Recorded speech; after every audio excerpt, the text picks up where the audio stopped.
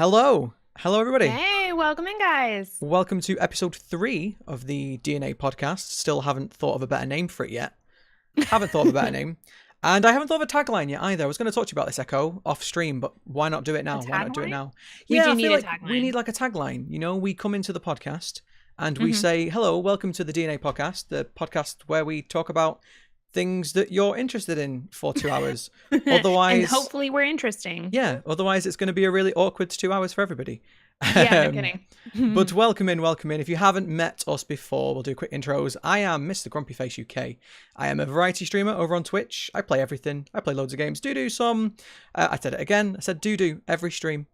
I do make gold in World of Warcraft occasionally. I also have a YouTube channel. I make YouTube content, mainly funny stuff, mainly stream highlights. And I also run this little community you might have heard of. It's called DNA. I don't know if you've heard of it. It's a little community. I run that with Echo over there and her lovely husband. So who are you? Who are you, Echo? Who are you? My name is EchoeWings. I am a variety streamer with a Blizzard focus on Twitch, and my channel proceeds to help me foster and volunteer full time. So we play all sorts of different games, usually WoW, Warframe, and Diablo, but we play all sorts. Yeah, Great. awesome. That was Welcome in, way everyone. more snappier than mine. Yeah, well, I told you I practiced. You did. We were talking about this beforehand. I was practicing my intro, so that it was quick and easy. Yeah, Echo said on the pre-show, which is, you know, just for us. It's just for us. It's the pre-show. She said, you need like a little short, snappy way to describe yourself, and I was like, nah. Nope. Nah. Can't be bothered. Playing it by ear. Just playing it by ear. But welcome in, everybody. Today we're joined by a very special guest. We have a third. It's not just me and Echo. Don't worry. I see at least 3 people in chat are like, oh god, it's just the 2 of them. Don't worry. Yeah, we do have a guest. Echo, do you wanna talk about the guest that we have on today? Yeah, so we have a very special person today. We have our brand new third streamer. Some of you guys have been hanging out in his chat and rating him and hosting him, and we are super excited to bring in him because he definitely represents what we love at DNA. He's super warm and welcoming in his channel. He is very chat active and engaging. And we just want to introduce you guys to BlahCowGaming. BlahCowGaming. BlahCowGaming. Yay! Hi. Hi, everybody. How's it going? How are you, BlahCow? Okay, BlahCow, you get your intro now. I get my intro now? Okay. Good morning. I'm BlahCow. I play all sorts of stuff. Most importantly, I am an attorney turned streamer. So I spent the last almost 7 years practicing law in various forms and decided that I needed a change in my life. I needed something different to do, super not rewarding for me anymore. And so I love games. I love community. And I was looking for something where I could give back to people as well. And so streaming was something that popped to mind really quickly once I discovered Twitch. And I kind of took the leap, left my job, moved back to where I grew up, and started my stream. And so we've been going for, actually, it'll be a year in October. It will be my 1-year anniversary in October. Look at you. And it's been amazing. I've been associated with DNA for a little while now. The community has been unbelievable, and I couldn't have asked for anything more. So this is really giving me kind of that opportunity to keep giving back to all of you. So I very much look forward to seeing you all. A little bit about the games I play as well, since we'll throw that out here too. Yeah. I play a lot of World of Warcraft. I've just recently gotten into playing Warframe, which has been super fun for me. It's been kind of a really good second game for me to play. And then we'll also get back into playing some more story-driven RPGs. You know, we've done playthroughs of like Witcher and Mass Effect and some of those other games. So especially once Cyberpunk 2077 comes out. Cannot wait. We will definitely be playing that one. So yeah, that's a little bit about me and where I come from. And if you have more questions about what I used to do in my legal career, you can always come bug me in my channel. Awesome. Shameless plug. Nice. Which you can see up there. And also, hopefully, if we can get it spammed in the chat, the bot should let you know where you can find BlahCow. If you want to go and drop him a follow, highly recommend it. Highly recommend it. I mean, how can you not look at that beard for a start? And listen to that voice. Listen to that voice. I think I always find myself surrounded with really excellent. I don't think that's a coincidence. I know. I feel think bad that that's we should have maybe by put you in the design. middle. True. You know, Yeah. it's just how the Okay. Discord calls work. They just randomly assign you a spot. Just a little thing that I've just thought about now. Like BlahCow, would you consider yourself a variety streamer? I think you probably would. You play a Yeah, lot of I would, games. especially because kind of once BFA launch gets settled and like the characters get settled and they kind of get into a routine, that's going to allow me to open up to play more games. Yeah, it's just very interesting because in the setup show before this show, where we were talking about variety streaming and how Echo now considers herself a variety streamer. I started off as a World of Warcraft streamer and was very clear in saying that I want to be a variety streamer. That was always my intention, but I didn't start that way. It's just interesting. It's interesting how a lot of people, especially when they're growing, say no, just stick to one game. And yet here we are, 3 variety streamers, proving that you can be a variety streamer and you can grow. That's not a topic. I just felt like saying it. I'm sorry. It was random. I'm a variety streamer with a focus, I think. Yeah. With a Blizzard focus, because I do WoW and Diablo, and I started as a Diablo streamer. If any of you guys can imagine that. I think I've said that only a couple times, but yeah, I started as a Diablo streamer. I play lots of WoW. I've played Heroes and Overwatch on stream. So I would say with a Blizzard focus, but I still play a whole bunch of stuff. So it's definitely interesting how people can develop into variety streamers just by like pursuing what they enjoy. Yeah. Absolutely. I mean, how many big streamers as well? You know, your big World of Warcraft streamers who go, do you know what? One day I'm quitting WoW, and they go to variety, whatever. It's interesting. People say that it's harder to grow as variety. I don't know if I agree. I think that's probably a topic for another day because we haven't really prepared about it. But I think it's very interesting.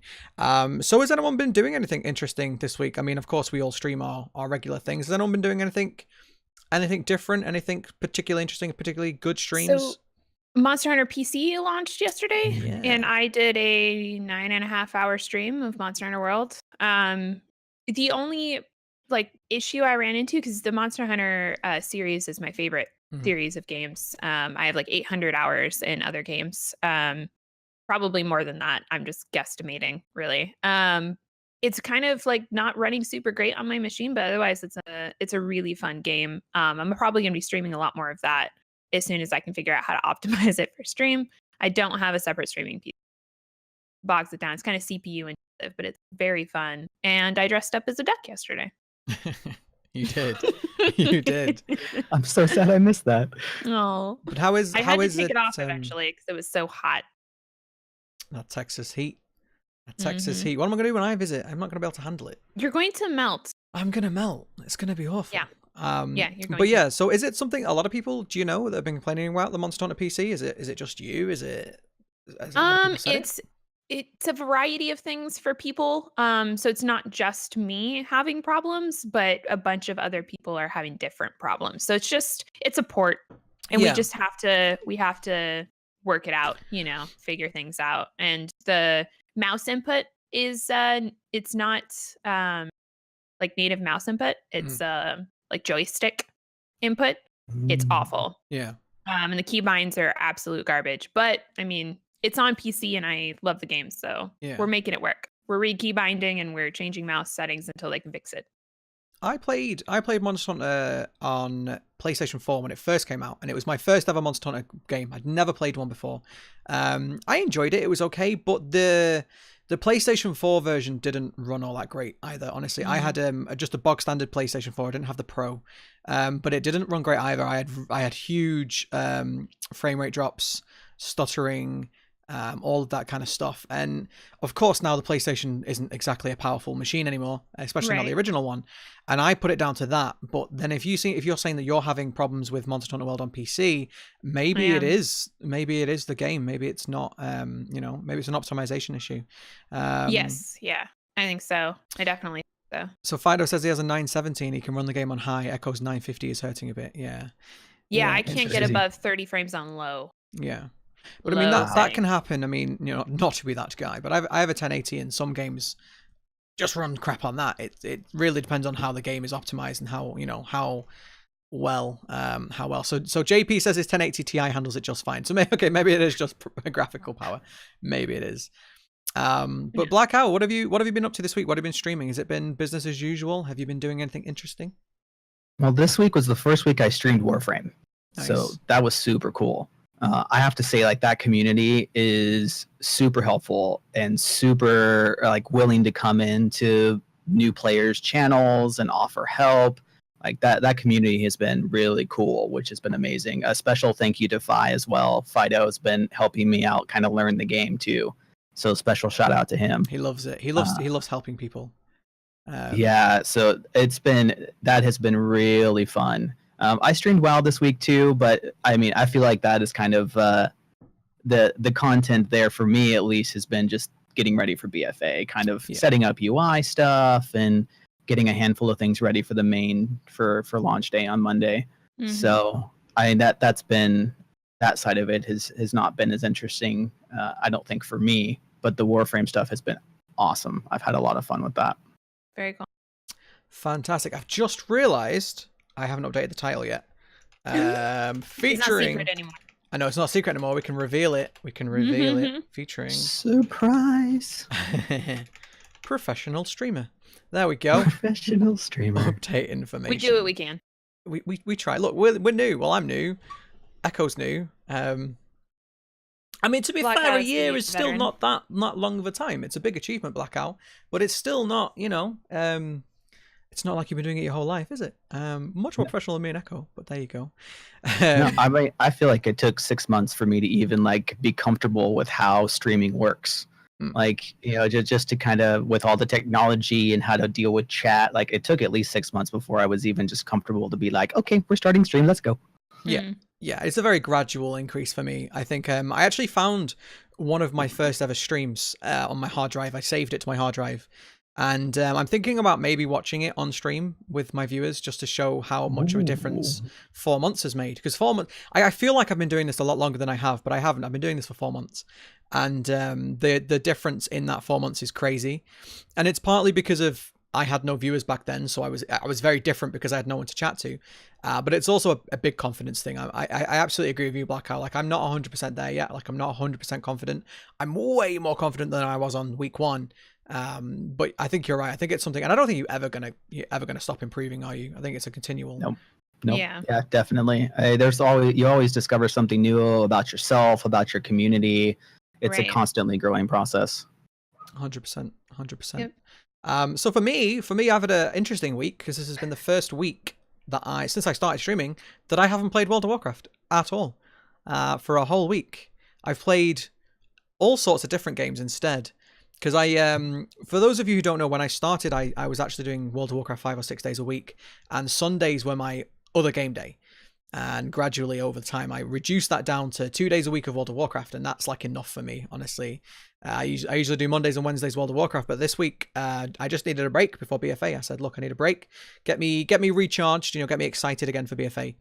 So I decided to have a break this week, and I haven't played any World of Warcraft, which has meant I've had all this extra time to play just whatever I wanted to, really.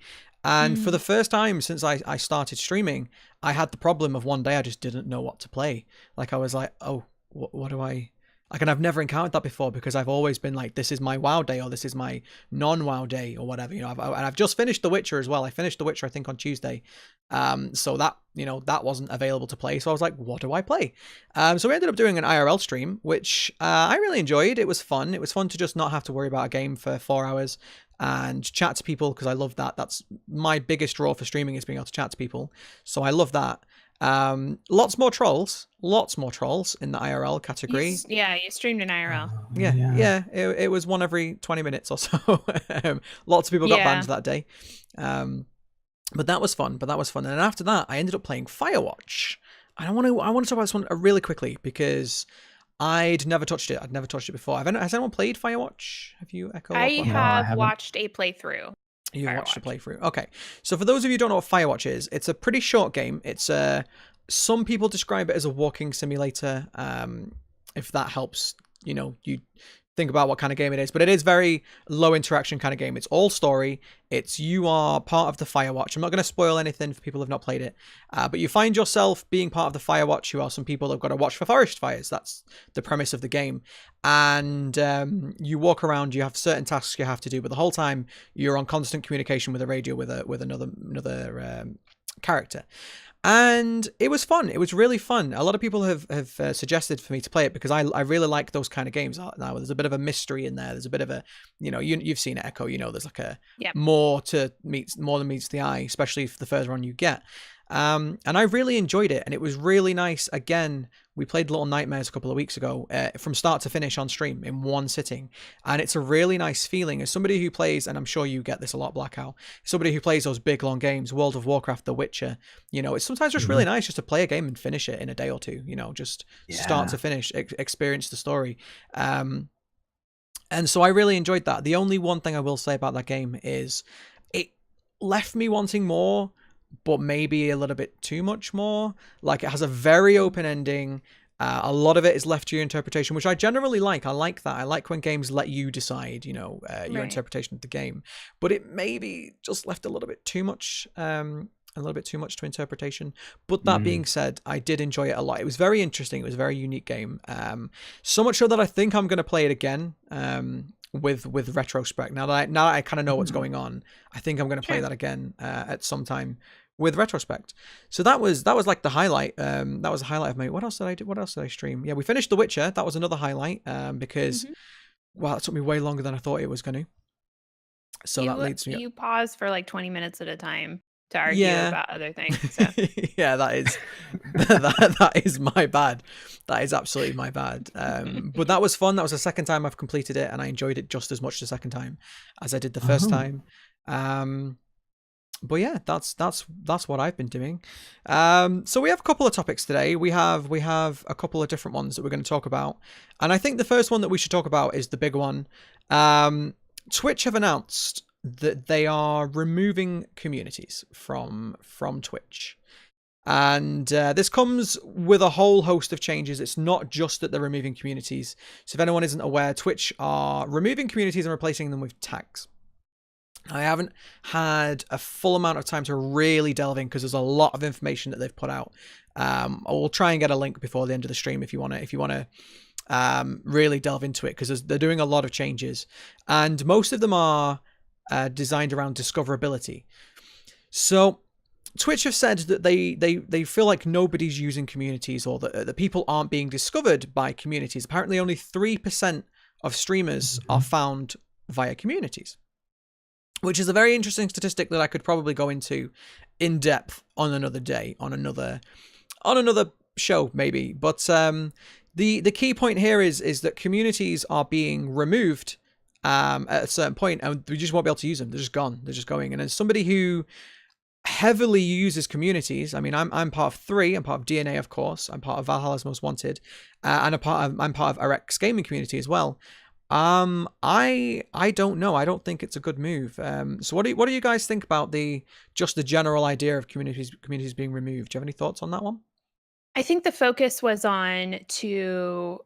so there was a lot of people saying that Twitch was not doing enough to help small streamers with discovery. And so what Twitch did was look at the ways people could discover streamers and start to eliminate the ones that weren't being used the most.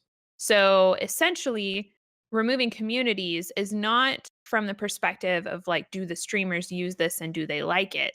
But from the discoverability perspective, it makes a lot of sense to remove them.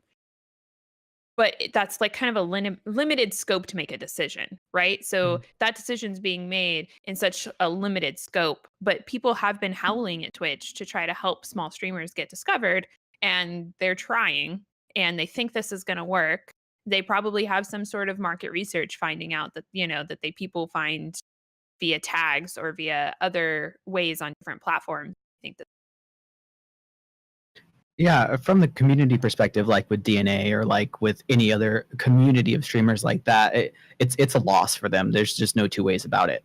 But if you look at some of the broader communities that they use, like variety streamers or a specific game or those types of communities, I mean, I have never used those to find a stream in my entire life. I've used a handful of community tags like DNA, like Valhalla's Most Wanted, et cetera, et cetera. But there are things I like about the tag system that they're putting in as well. The ability to go into a specific game and then sort the streams rather than just by most viewers, to sort them by people that have insert specific tag here. Yeah. That I enjoy when I watch a stream. So I do like where they're headed from the discoverability point of view, but it is undoubtedly a loss for communities that unite streamers and unite their viewers together to expose them to more similar streamers. Right. Yeah. Agreed. I absolutely agree on the tags thing. I think the tags could be great because World of Warcraft is a brilliant example on this one. You go into World of Warcraft, and at the moment Twitch, so if anyone doesn't understand how this works, Twitch will just sort every single World of Warcraft stream via view account. So the top viewed ones at the top, the lowest viewed ones are at the bottom. Now World of Warcraft is very interesting because you've got raiders, you've got PvPers, you've got gold makers, you've got RPers, you've got all sorts of different types of almost like sub-communities within World of Warcraft. So you come over to World of Warcraft and you're like, and this happens a lot, like I know with the gold making community, because we're so niche, and that's how you pronounce it, because we're so niche. Sorry, that word just triggers a Brit me. telling us how to pronounce. Well, a controversy. We invented English, okay? Anyway, moving swiftly on. Because we're such a niche community, oftentimes gold makers will put gold making very clearly in their title. Like I put it right at the start, I put Beardy Brit TSM, and then I'll put gold making and mount collecting. That's usually what I do in WoW, right? And I know for a fact, because Samadan has told me, that the reason he hosted me, which was my first big host ever, was because I had gold making in my title, and Samadan is a gold maker. Same with my first ever raid, Spearty. She raided me because she's a gold maker. And so gold makers kind of stick together in this little community within World of Warcraft. And so in that way, sure, a tag would be fantastic. Having a gold making tag would be fantastic in that way. It would help a new gold maker get discovered a lot more easily. My main issue though is that communities aren't just used for discoverability. Communities are used partly for that, but mainly, as the way that JP uses it. For example, JP only raids people that are streaming under DNA. So at the end of the day, he wants to take his part of DNA community and share it with another part of DNA community. He wants to keep it within DNA. Now, I know I don't. I try and have a good mix. I try and raid people that are outside DNA as well, because of course, I'm trying to grow DNA. I'm trying to meet new people. But at the same time, I raid more DNA people than I do not DNA people at the moment, especially. So I think the point that Twitch are really missing here is that it's not just about discoverability. It's about, as you've just said, it's about having a community. And sure, we can have communities outside of Twitch. We have our Discord, we can have Twitter accounts or whatever. But the idea is that if I log on to DNA right now and I see all the streamers that are streaming onto DNA, I might meet somebody new. And I have done that before. I've clicked on someone and go, I don't even know who this person is. Then I click on their stream and I'm like, oh, okay, it's a friend of Echo or whatever, like whatever.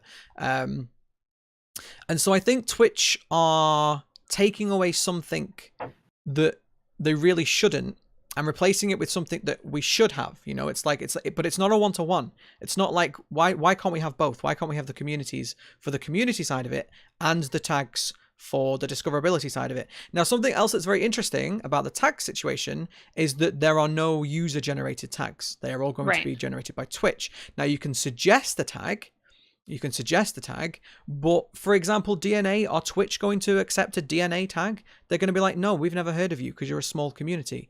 Twitch kittens are going to get a tag. Of course they are. Like you said, positivity is going to get a tag. Of course it is. But these smaller communities to be fair, we're growing, small communities do grow. Yeah. But I think a lot of people really find a lot of value from small communities, more so than the big ones. Because you go into a small community, and a lot of people say it's nice to actually talk to people. You go into a huge community like Twitch Kittens, and you're drowned out by thousands of people.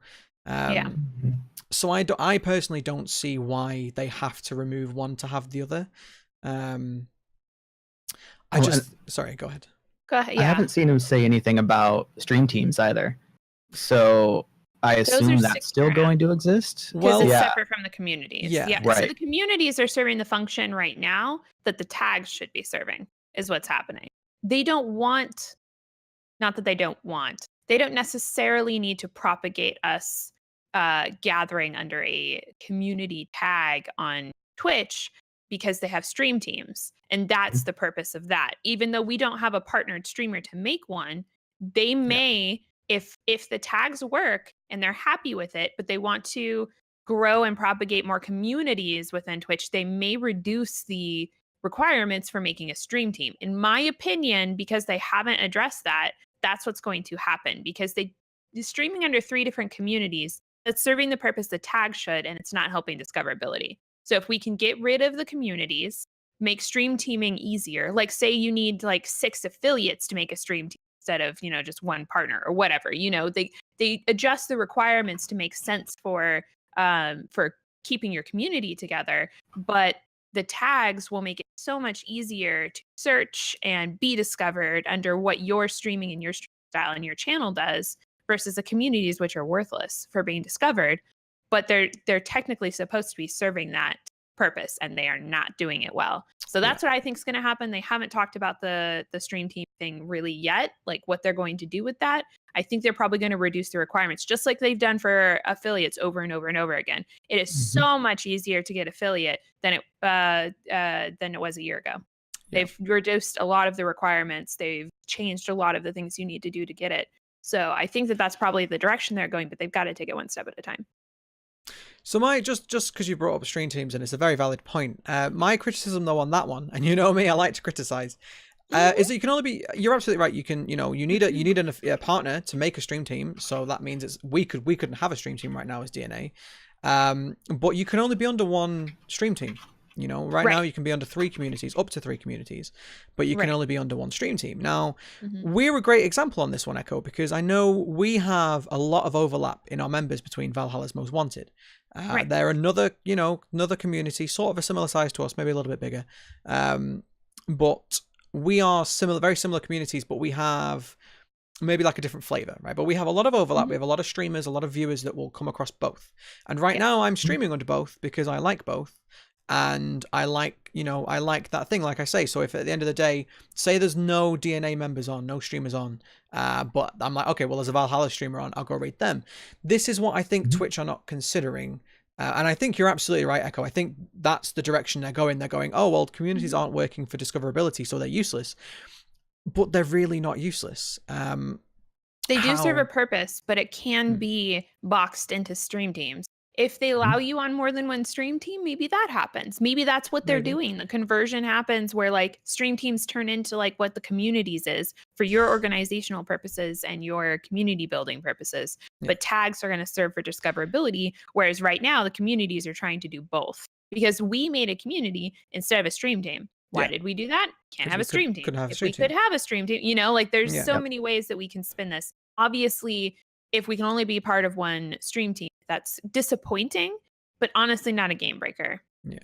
My argument is though is if be active in another community, but if you're only on one stream team, you have to make a decision. And that would suck, no doubt about it. And it seems kind of unfair if you can only pick one, especially in our situation where we support Valhalla, we like Valhalla, we stream under Valhalla because we're a part of their community too and love their people and vice versa. But if you have to pick, and that's how it works for your community building and discoverability changes for Twitch, it's going to suck, but I don't think it's that bad. I don't think it's but definitely a good criticism. Like that's a choice to be made. Like that can be hard for some people, especially for people who are like 50-50 active in communities. That's going to be hard. Which a lot of people absolutely are. And they're supposed to roll this what mid-September, I think I read, to PC only first to do like a test of the new system. Yeah. Oh, I guess Fi linked something saying that you can be a part of multiple teams. You just can only stream under one at a single time. This kind of defeats the object then, in my opinion. Depends. If you know that DNA is WoW gold making centered, so you stream under DNA during your WoW days, and Valhalla likes Overwatch, play Overwatch, you stream under them. That's, it's the same thing you would do for communities if you're not part of a community like we are. Like Positivity is a community. People stream under that sometimes, or Chill Streams is a community. People who are just hanging out stream under that sometimes, or they stream under Positivity other times. So honestly, that probably makes sense if you can be a part of multiple but only stream under one. Yeah. So the way that I feel, because my argument is if what you're saying is potentially true, that they want to sort of roll in, the teams to replace the communities, then why weren't they more upfront with that? Why didn't they say that's our intention? I don't know that they actually plan on doing that yet. Yeah, that's what I'm I saying. think that the absence of communities, if there's not like a where did my communities go voice, because that's what they're doing right now. They're making changes to Twitch based on what streamers are asking for. We're asking for discoverability for small streamers. That's what they're doing. They're doing stuff that we're asking for. They're trying to be very like plain and upfront about doing things that we're asking for. Nobody is asked to really, this is a really broad statement, but nobody has really asked for more community building tools. They have a lot of them in Twitch, the team. So if it goes away and nobody says anything, probably just going away. It's not going to be changed. It's not going to be reduced. But nobody's really even asked for stream team requirements to be reduced, because having one partnered streamer makes sense right now. Not a big deal. So we'll see. I bet you if people raise enough hell that they will start adjusting that. But right now they're focusing right. They're just focusing on discoverability, and then they'll move on one step at a time.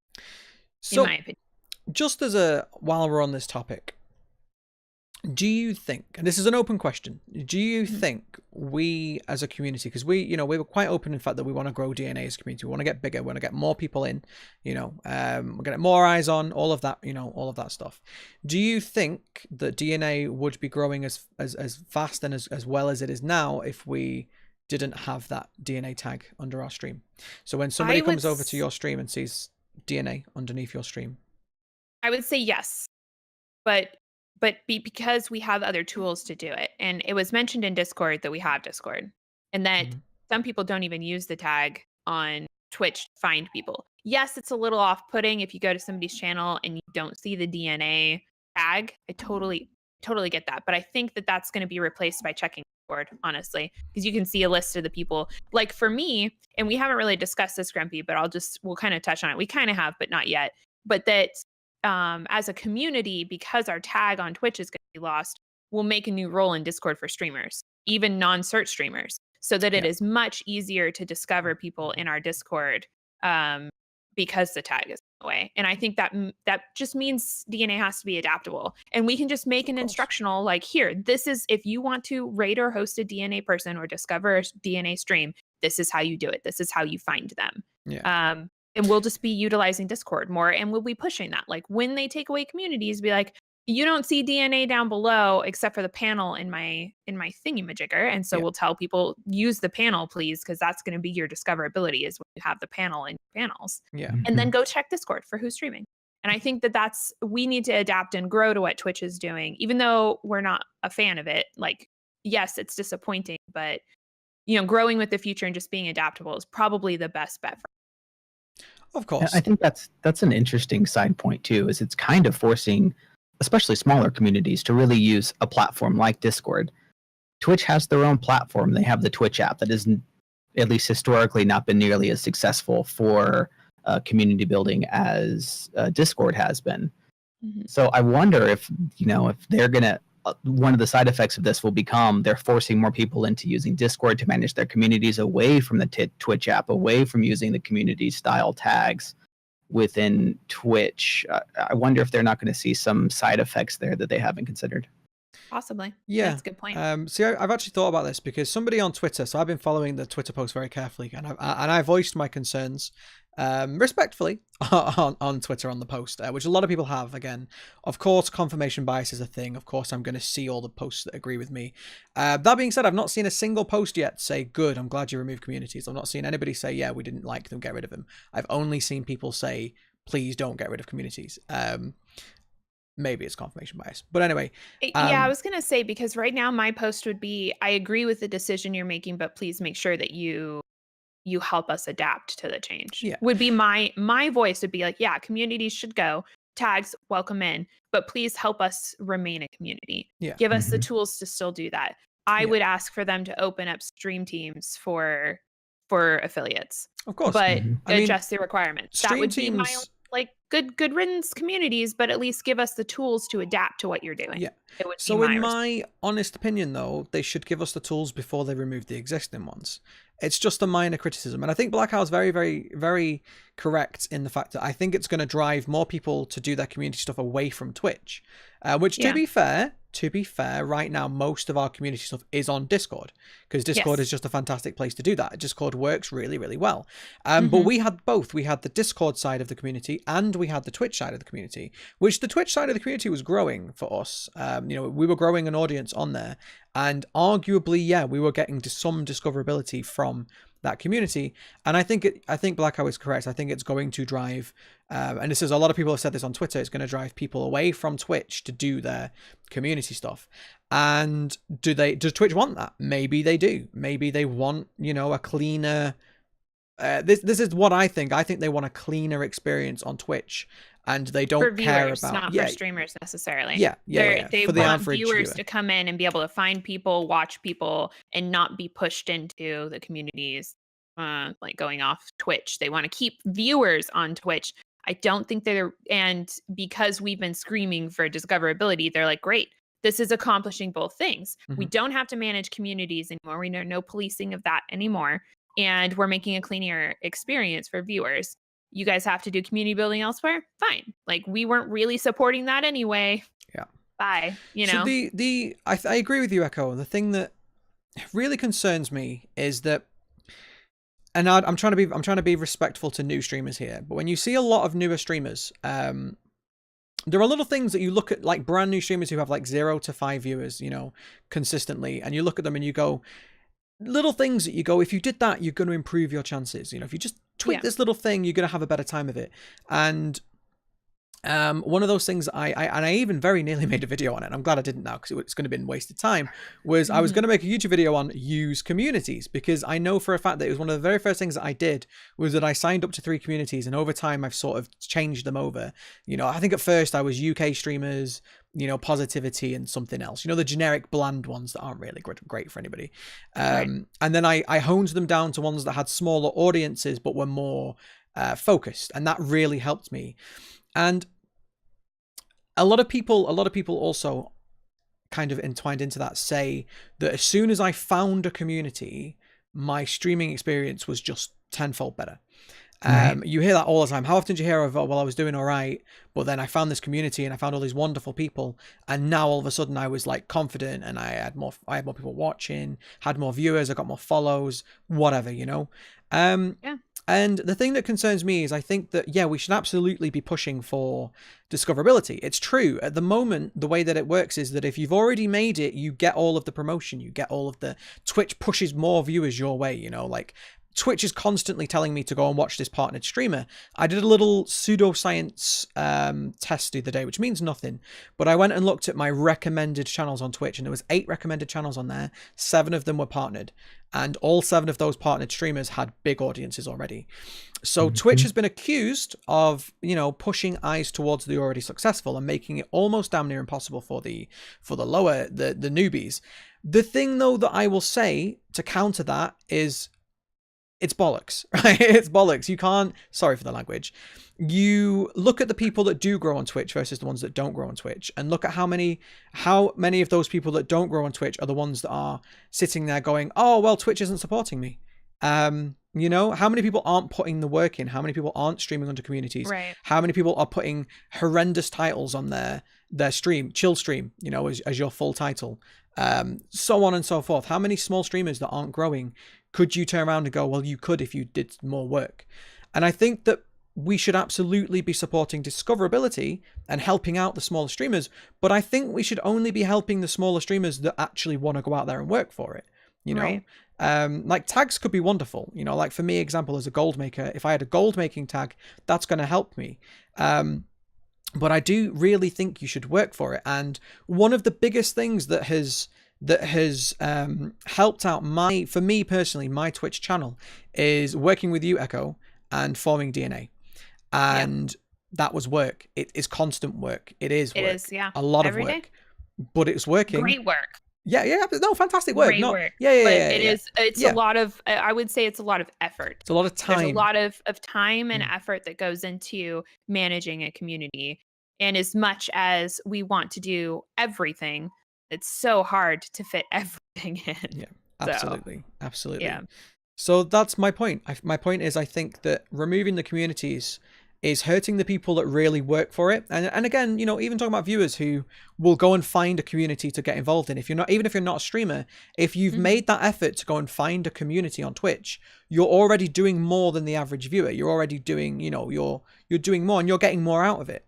And so I think the removal of communities on Twitch is hurting the people that work the hardest, while the solutions that they're bringing in are going to benefit everybody. I do think tags will benefit everybody to some degree, depending on how much you use them. Discoverability is going to skyrocket if you know how to tag your stream.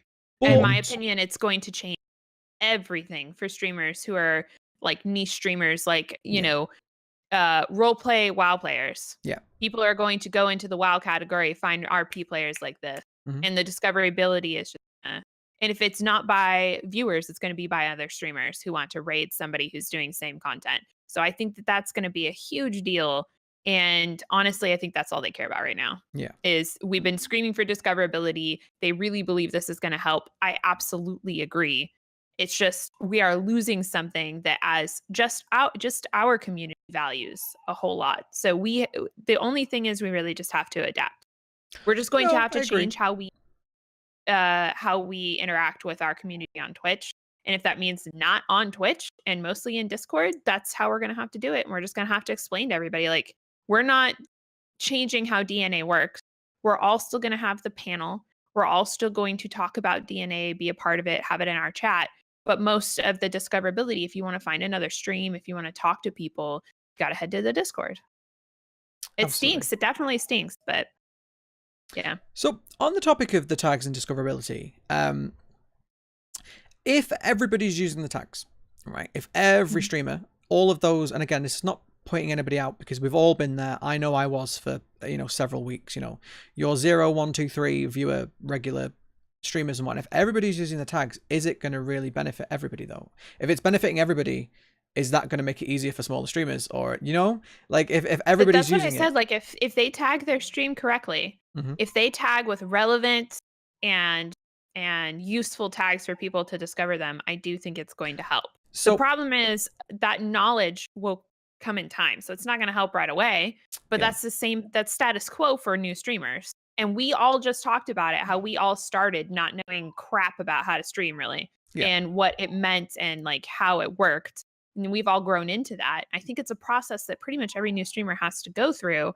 And if they don't take the time to look up the tags that are relevant to their stream, discover and watch other streams that are being tagged under that tag and see if it fits, if they don't research and put the time in, then I mean, that's their fault. That's my opinion. 0 to 3 viewers, if they stay there because they're not researching relevant tags, the tools are there. It just takes time and effort. And if they don't want to do it, that's their bad. But you literally just said that the tools are there. The tools are there now. And how many people are not using communities?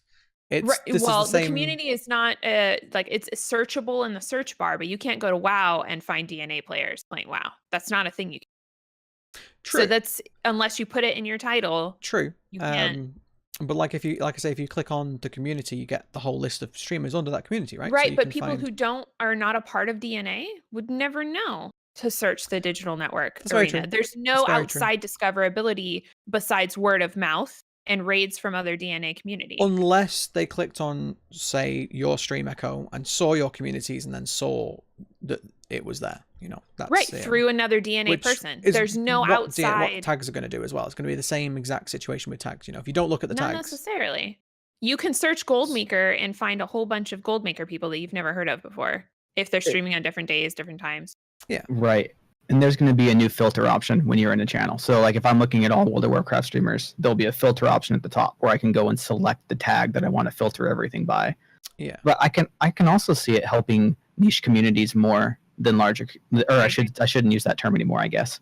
I could see it helping niche tags with smaller numbers of streamers than the really large ones, because the large ones you're going to end up with the same problem you have now. You're lost in a sea of 20,000 streamers. Yeah, that's that's what I mean by That's what I was saying. researching the tags that are going to benefit your stream the most. Mhm. You for don't sure. want to stream under WoW.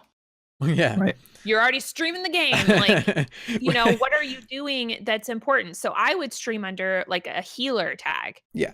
And then I would further stream under druid or something like that. You can pick and choose exactly what you want to stream under for every single stream so that you're discoverable for the content you're producing right then. The problem that I see is like the smaller tags will end up just the same thing that's happening now, where small communities don't grow because nobody's looking at them, because the RP community is not going to reach people who don't like RP. So gold RP is going to stay, or, you know, WoW RP is probably going to stay about the same size. It's just going to be easier for newbies to be discovered.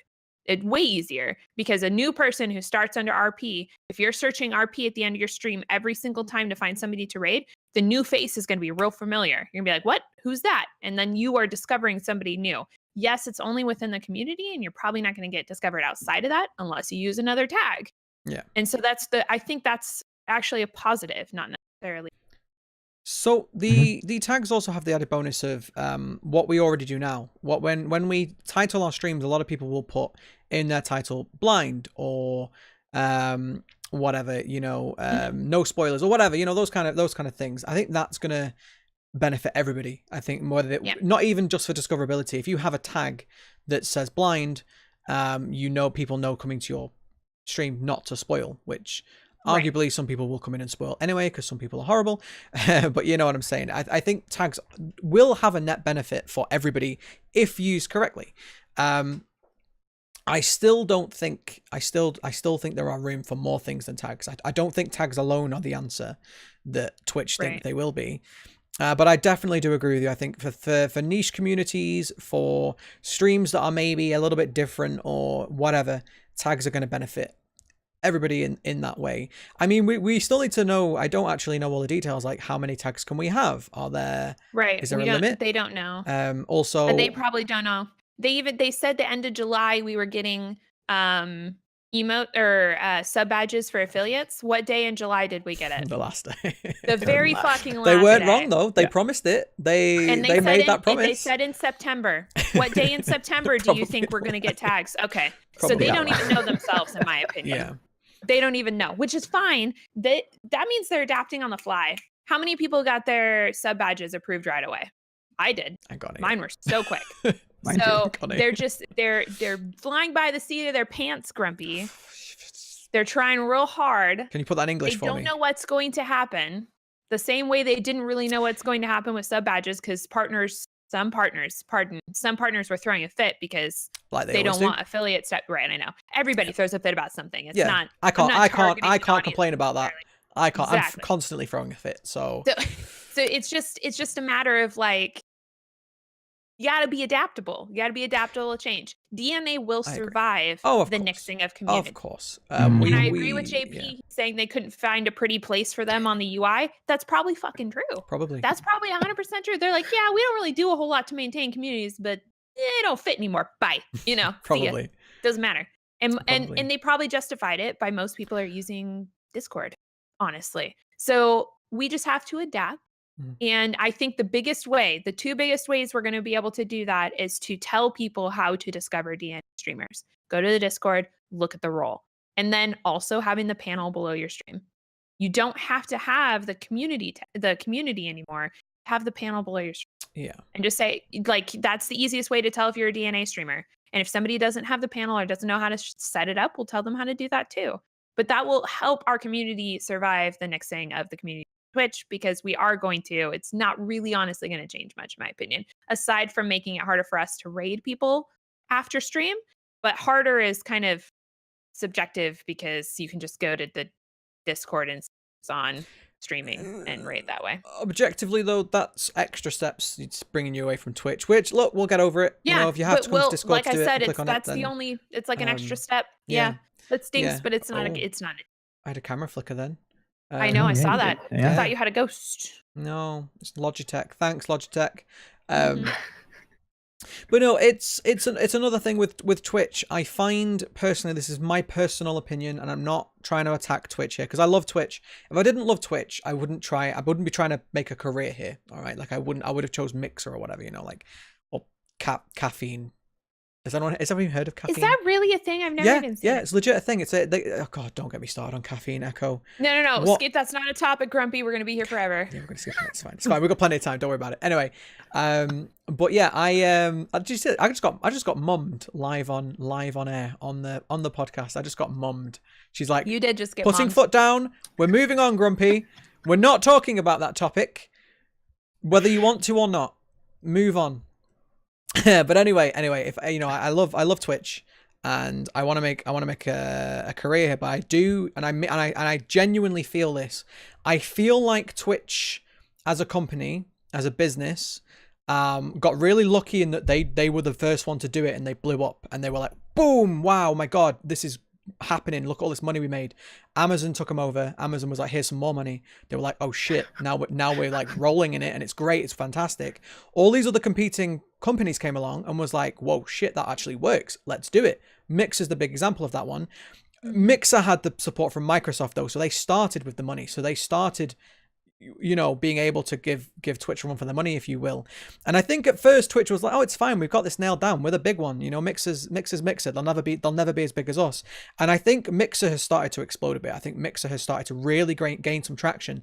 And I think it's very telling that several well-known Twitch streamers who had big established audiences started to move away from Twitch to Mixer because of this reason, that reason. And I honestly think that the grass is greener. I think a lot of people think that it's way better over there. I don't necessarily think it is, but I think Twitch took notice of Mixer and was like, oh god, and all the little smaller ones as well, and was like, oh god, we actually have competition now. And I think they've gone from a place where they didn't need to worry about things because they were like, well, we're the biggest one, and now they really do. And I think they're trying to really rush these things out as quickly as they can. Like the content creator boot camp, is it called, is another good example of it. People have been saying, Twitch, what are you doing to help your new creators? Like, what advice are you giving? And they were just like, no, we don't need to. Figure it out. And now all of a sudden, boom, here we have it. And I think, that's not a criticism on Twitch, by the way. That's not a criticism. I think competition. Wait. Grumpy didn't. No, not at all. I think why would you put extra work in if you're the biggest and the best and you have no competition? You that have no like a side criticism. No, it's not at all. It's not at all. Like, if you've made it and you have no competition, why would you need to bother to try to work better? The goodness of your heart. It doesn't make money though, does it? Goodness of your heart doesn't make money. And as somebody who appreciates, don't I know it? Yeah, exactly. Look at me. I'm not a nice guy. Please donate. No. But what I'm saying is from a business perspective, if you have no competition, if you're, because Twitch were a niche market, there was no market before Twitch. Twitch made the market. They came along and said, that's the only reason they're changing things now. Yeah, exactly. It's the only reason is now that they have discoverability tools. This is the only reason. When you're totally right. When you don't have competition, fuck it. Yeah, exactly. And that's fine if you don't need it. Yeah, and this is why competition is a good thing. People will figure it out. They'll put more time and effort in it than we will. And great, they'll make us money. That's what we want. We want people to work for us. But now we want Twitch to work. Yeah. Because we can go somewhere else. Yeah. Caffeine. Yeah. No, don't go to caffeine. Come on. Facebook. You want to stream on Facebook? YouTube. YouTube. Sorry. That was a good one, BlahCow. That was a good one. Streaming on YouTube. Oh god. I did a little private stream on YouTube once just to test it. Whoa. No, it wasn't a private stream. It wasn't a private stream. It was a just to see what it was like. There's this misconception that YouTube has like loosey-goosey TOS. They absolutely do not. You can't go do other things on YouTube that you can. What there's a conception that they have like less loosey-goosey. You mean like less strict? Oh, he's a part. Hold on. Yes. Yeah, you gotta British it up for me. I know. I'm trying to. Hold on. Fly by the seat. No, that won't work. Yeah, it's like a looser regulation. No, absolute. They bollocks. do not have looser regulations. No, they're worse. There have been people who have been banned from Twitch and they went to YouTube and they're like, haha, we can do this on YouTube. YouTube's like, nah, no, you can't. You know, on YouTube, Actually, no. YouTube, if you say the word fuck on your video, most videos will get demonetized. I say fuck on every stream, including this one, and you know, I still make some money. YouTube is horrendously, that's the biggest criticism at the moment, is that YouTube is really clamping down on people, that, you know, people's creative freedom. Don't really want to get on this too much, but a lot of people are coming from YouTube to Twitch because they're like, well, I want to swear, I want to talk about, you know, whatever sex or whatever on stream, where YouTube's like, oh, but the advertiser revenues don't like that, so no, you can't. So a lot of people makes sense for them over. And they still have content producers that are abiding by those rules, so they're not going to stop. And well, the number of people that they have lost, they're going to have to figure out the same thing Twitch is having to figure out. How do we tag those people for certain things so that advertisers who are okay with that can advertise, but advertisers who are not, I don't think their algorithm works like that right now. So that's the problem that they're having. They have to set these standards so that they can still get monetization. Then they figure it out later. We talk about monetization on YouTube. Echo, this is not a dig. Do you know the requirements to even apply for monetization on YouTube? I think I've lost the amount of fingers on my hand that I can count. That I've heard you say this in your stream. It's ridiculous. Go ahead. Though. Everybody should know. Everybody needs to know this thing. So to get monetized on YouTube, to even enable, so you got to apply first. You don't necessarily get passionate. Oh, it's disgusting. You don't necessarily even get. They don't even necessarily say yes. Just to even apply for monetization from your videos on YouTube, you got to get 4,000 hours watched on your channel within a year, and you've got to have 1,000 subscribers. 1,000 subscribers. And as some of the chat are already saying, discoverability on YouTube, you think Twitch is bad, right? You think discoverability on Twitch is bad. YouTube is 1,000 times worse. If you don't get 1,000 views in the first minute your video is up, you are never going to get any sort of push from YouTube. YouTube are like, no. The big people get the promotion. If you're not big, screw you. And this is not me saying this. This is somebody who I originally wanted to go into YouTube years ago, and I'm so glad that I didn't. Even the big content creators on YouTube, even your big Jim Sterling size, that's not a fat joke. Even your big, Jim Sterling size, I love Jim Sterling, by the way, big Jim Sterling fanboy.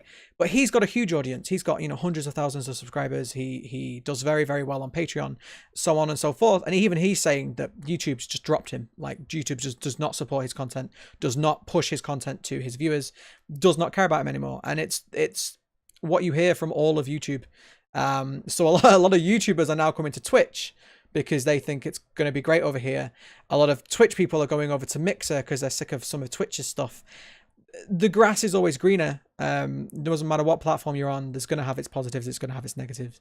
And that's why DNA just has to be adaptable to what Twitch is doing. Like 100%. As long as we continue to criticize, talk about, and to express how we feel, which Grumpy's got us covered for everybody. And adapt to what they do and make the best of it, regardless of our opinions of it, we're going to do fine. Yeah. We don't need to change platforms. Nobody needs here to go anywhere. We need to just continue to push our agenda, essentially. Our agenda is for making Twitch work for us, to adapt, because Twitch is now required to adapt to what's happening in the market because there are two competitors, which is great for all of us. So even if they make shitty changes, let's say that the changes that they make, the tags are stupid. They're horrible. They're clunky. They don't work. We don't get discovered. They don't do what they think they're supposed to do. They're going to change it because they can't leave it that way. People will leave. And so, yes, we can be opposed to what's happening, but it's not going to last long if it actually sucks. Honest. I agree. Well, that kind of wraps up that one. Unless you have anything more to say, guys, on that one, before I devolve into how much I hate YouTube and life in general. We'll get that. We'll move swiftly on. I think, oh god, I could do a whole nother show just where I complain. You could. It's going to happen. I'm making it happen. We'll call it Grumpy's Complaining Show. Speaking of complaining, oh my god, I like it. The Grumps Hour. Oh my god, BlahCow. It's happening. I can have that one. Yeah. He just quit. Wow. Excellent. Yeah. Love it. Yeah, I like it. Complain cast. I like that, Phil. I like that. Oh, that's good too, yeah. Speaking of being critical and complaining and moaning and the internet going crazy, little game's coming out on Tuesday. You might have heard of it. It's a little game called World of Warcraft expansion or something. Battle for Azeroth might be coming out on Tuesday. This Tuesday coming, 14th.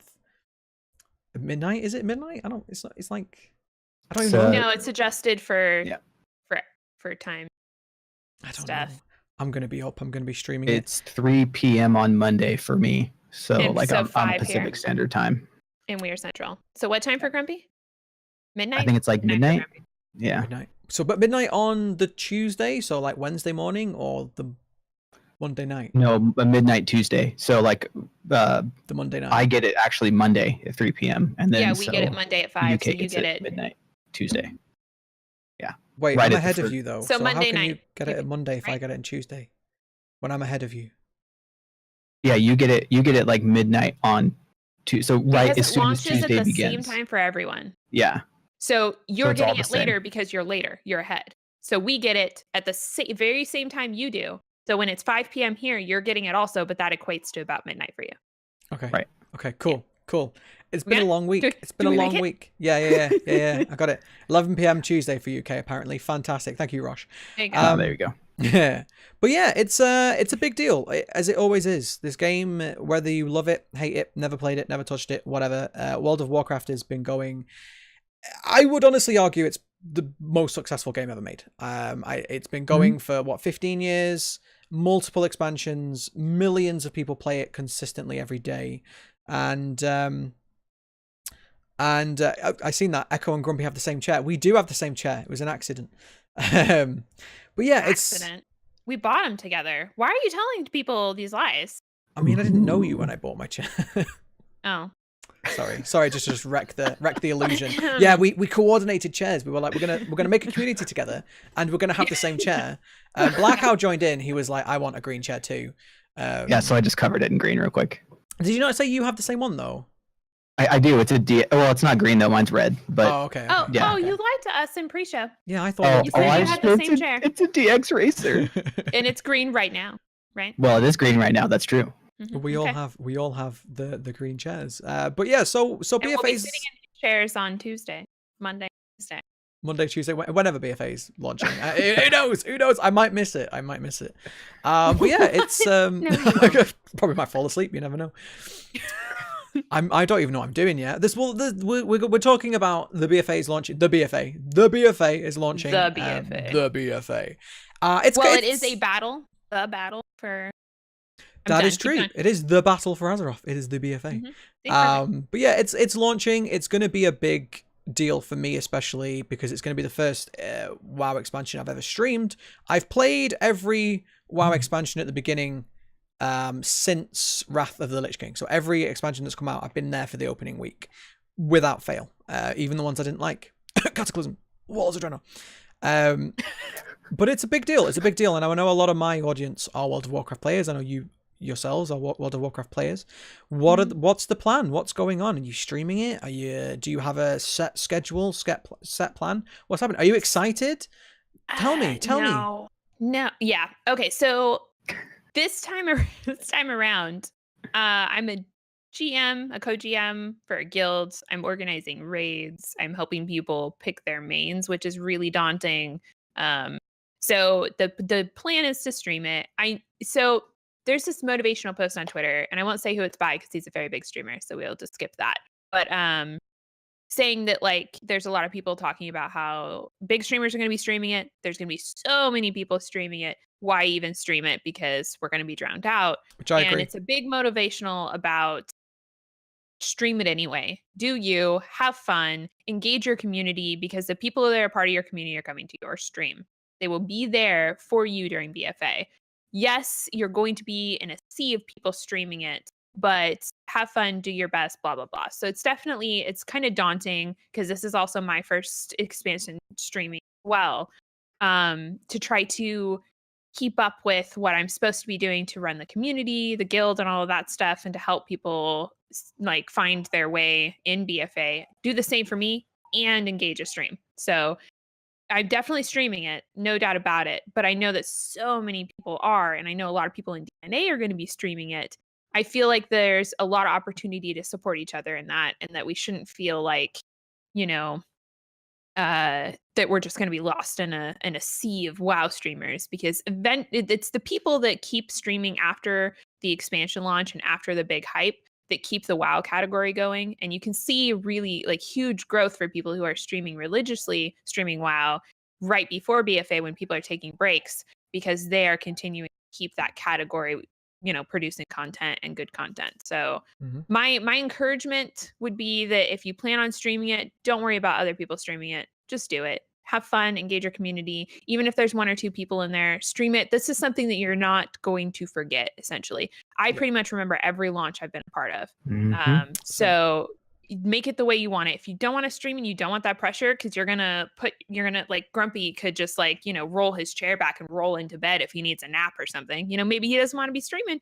Why he naps? Because it's against TOS. So just do what you want to do. It's not. I found that out. A guy it is did it. Against TOS. A guy streamed sleeping. He made a lot of money on it. It used to not be against TOS. Yeah. Oh, it used to be. It is now. They changed it. The new TOS won't allow it. Yes. Hashtag free the nap. Wow. No. Free the nap. But also, if you know that you're going to be grouping with people to level, multi-stream. If they're streaming too, say like, hey, I am running with these people right now. So you're still supporting, even if you have 1 or 2 viewers, even if you're afraid that there's a bunch of other people streaming it, multi-stream it, talk to the people you're grouping with, ask them if they're streaming it. This is a good time to engage other streamers and other players and not worry so much about being in the top, because you're not going to probably. And that's okay. That is okay. You can still produce really high quality content for your community. Just focus on that instead of worrying about where you're at on the directory. Yeah. But I'll be streaming it. Short answer. Yes. Yes. I will be there launch. I will be streaming it. It's probably going to be a ponytail stream because I am not going to get all pretty for sitting in front of a computer for 24 hours, which is not also, that's also, it is allowed, but you have to be very careful about that. Stay healthy, drink water, eat food, healthy food, stay hydrated, take breaks, go outside, you pale mofos. 4 cans of Monster and crisps. No. Water, black coffee, sunshine, vegetables. No. Who goes right? Who goes to World of Warcraft opening week? Hands up in chat, right? Who goes? Oh, World of Warcraft opening expansion week's coming out next week. I'm gonna fill the cupboards with carrot sticks and hummus. No, really? What? No. I have 4 packages of carrots and 2 packages of celery in my fridge right now. I got Cheetos, cheese, Monster, maybe some jerky if you're in America. Your jerky's way nicer than ours. I know. I sent you. Yeah, it was delicious. It was delicious. Really? You get carrot sticks and hummus for World of Warcraft launches? Yes. I do now. I have done the launches with the pizza and the soda and the energy drinks, and I pay for it for 2-3 days afterwards. You can't game. Engage chat. Level in a smart way unless you're feeding your brain good food. Am I momming again? Should I? Disagree. Right. Disagree? I'm going to get the biggest bag of Cheetos I can find. We don't have Cheetos here. So I see you in there. You tell him. I'm going to get the Whatsits. I'm going to get some Monsters. No. And the only problem with Whatsits is, though, is you get the Whatsit fingers, and then you can't, like, well, you can go on your keyboard, but it makes it all greasy. You know what you don't have problem with that? Carrots. Celery. I spill food on apples. my keyboard all the time. Get some apples. Oranges, because you're probably not actually going to go outside, so you need them vitamins. I don't go outside anyway. That's why I've got vitamin D tablets, which I've not taken for like a week. Oh my God, I Grumpy. know. Sorry, I'm getting ill. This has turned into the worry about Grumpy's health right now. We should. I've been ill this week. This is. I'm probably not the person to go for about food advice. Just so you guys know, this is what happens when you don't eat carrots and celery and go get sunshine. You turn into Grumpy. Who wants that? Look at this face. Nobody. Look at this face. Look at it. Look how ill I look.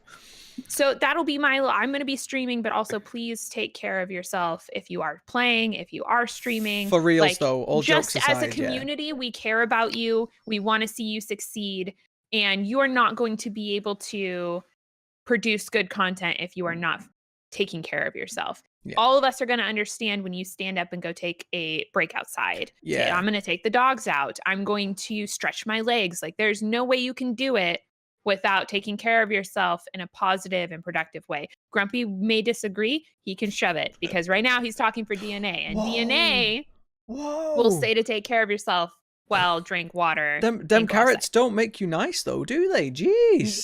They absolutely, they make me orange though. No, for real, all jokes That's how it aside, happens. if you're streaming it, especially if you're going to do a big long stream, yeah, just take breaks, do drink water, because oh god, being sat in front of this light for 12 hours or whatever, it gets exhausting. It does. Streaming gets exhausting, and if you end up making Open your yourself ill, blinds. I know that's yeah. scary. Some of you may burn for a moment, step away from the light and let yourself adjust. Open the blinds. You just gotta take care of yourself. That's what's up. 100%. So BlahCow, what is your plan? What is your plan for opening day? You streaming? What are you doing? I'm definitely streaming. This will be my first like launch since Cataclysm.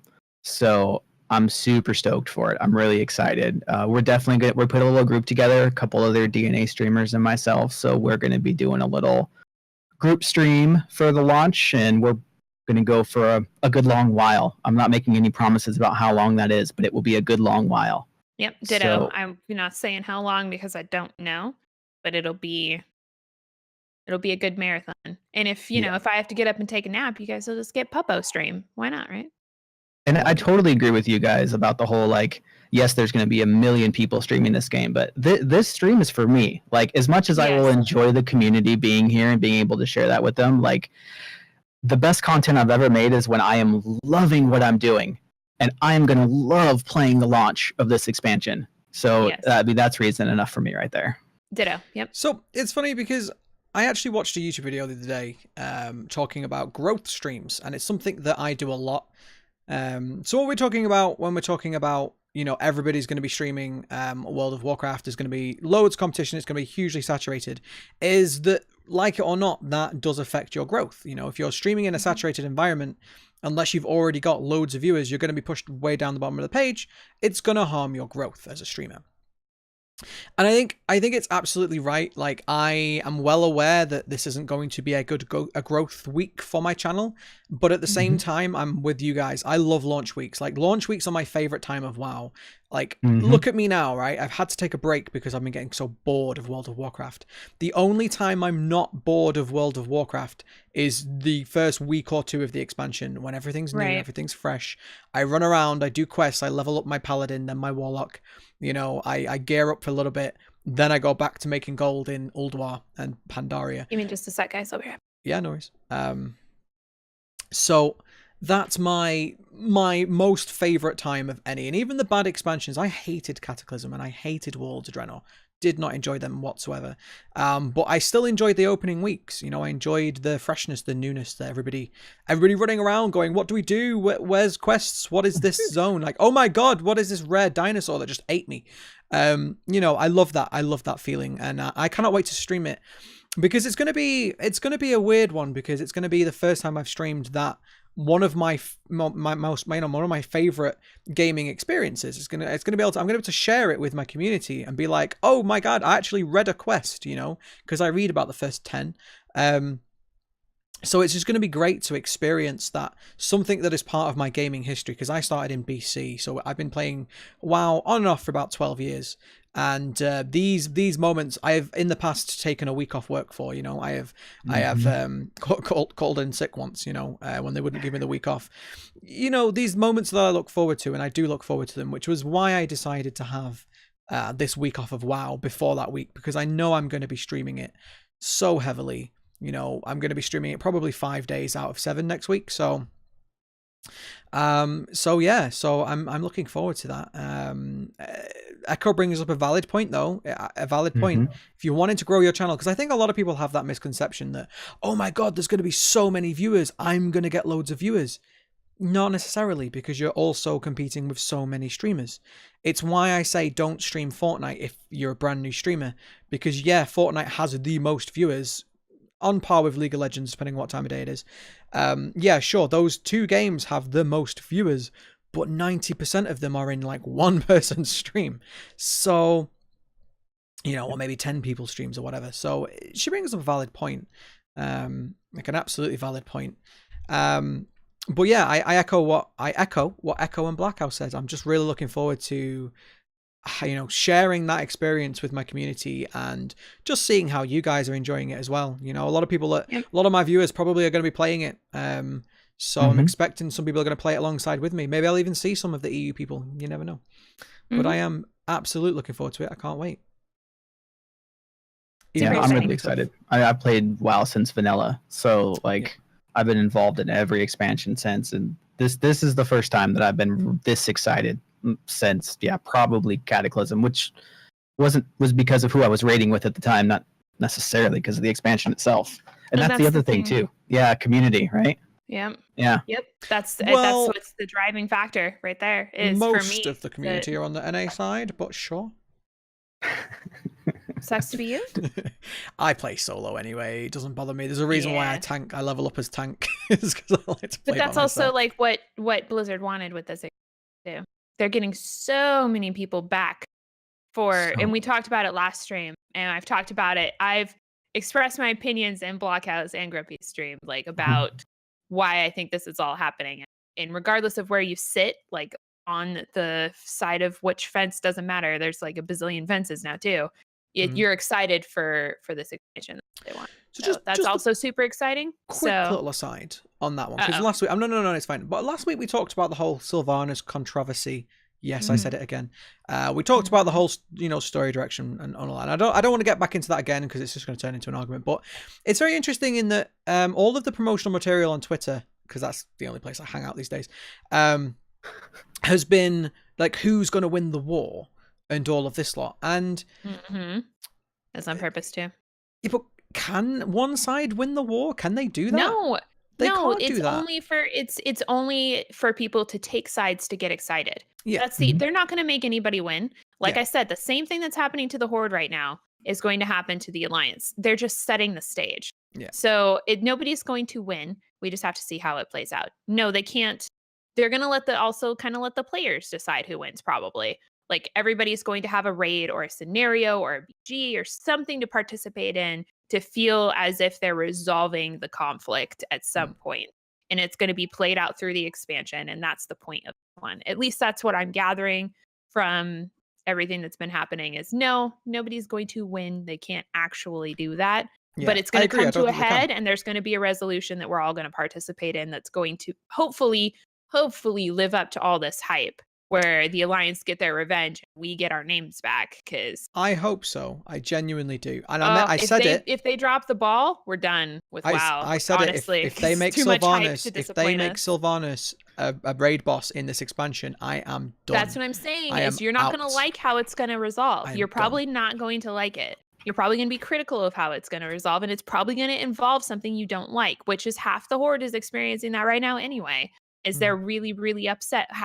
It's a guesstimation. I don't know. Some of the Horde are experiencing that right now, this deep disappointment. Hashtag not all Horde. Right, exactly. Some people are for or against, whatever. Wherever you're at, you have an opinion right now, and somebody is going to be unhappy with how this resolves, which is going to be fine. But hopefully it does justice what they're doing to the factions right now. Devastating for both factions what's happening right now. So hopefully it does resolve in a way that at least gives you some closure, even if you don't necessarily agree with it. Sylvanas is probably going to be a raid boss. Swear to God, they Garrosh 2.0 her. She's going to be involved in a raid at some point in some form or fashion, period. She could be involved in whether a raid. She's a boss, whether she's help, whether you're alongside her, who knows? I'm just saying, if they expect me to fight Sylvanas, who is my bae in that franchise, I am Forsaken main, right? Okay. They make me fight against Sylvanas, I am done. I'm walking out. I'm legit. I'll do it midstream. I'll be like, no, I'm done. I'm off. Goodbye. Wow. Which I hope not, because we talked about this on my stream a few times. I feel like my World of Warcraft experience is coming to an end, and I don't want it to, but I feel like for me it's dying a slow death. And I'm not saying the game is dying a slow death, even though I think it is. But for me personally, I think World of Warcraft has outlived its purpose now. I feel like I'm playing it for the sake of it, rather than And for sure, gold making has brought, because I've only been doing gold making for like a year or whatever, gold making has brought like a fresh new experience for it to me. But really, even with the gold making, I often ask myself, well, why am I playing this and not Firewatch or Little Nightmares or something new, something different, something that I've not experienced before? Because as much as they change World of Warcraft and they add improvements, they add new content, it's still the same game I was playing 12 years ago. Yeah, And and so, you kind of discussed this before. It's some things have changed, but it's not changed enough to be a brand new game at any point in time. So. Yeah, exactly. And that's been a really popular topic in my chat for like my WoW streams lately, is people talking about like, oh, WoW 2.0, a new MMO, new mechanisms, like what they like and don't like about how World of Warcraft currently works and the systems that are changing for BFA. I think the community is really ready for whatever the next phase of MMO Blizzard development is going to be. I think the community is getting ready for that now. Yeah. Yeah. My only thing with that is they already were going to make another MMO. Overwatch was going to be an MMO with a completely different universe and all of this. And for some reason, they changed their mind and they decided to make it into a hero shooter.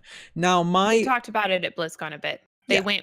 They did like a presentation they never done before at BlizzCon before, like talking about like the origins of Overwatch and how it happened. And they definitely cover that. I won't go into it. It's very long and complicated. But it was going to be something that it is not right now. So that's very interesting.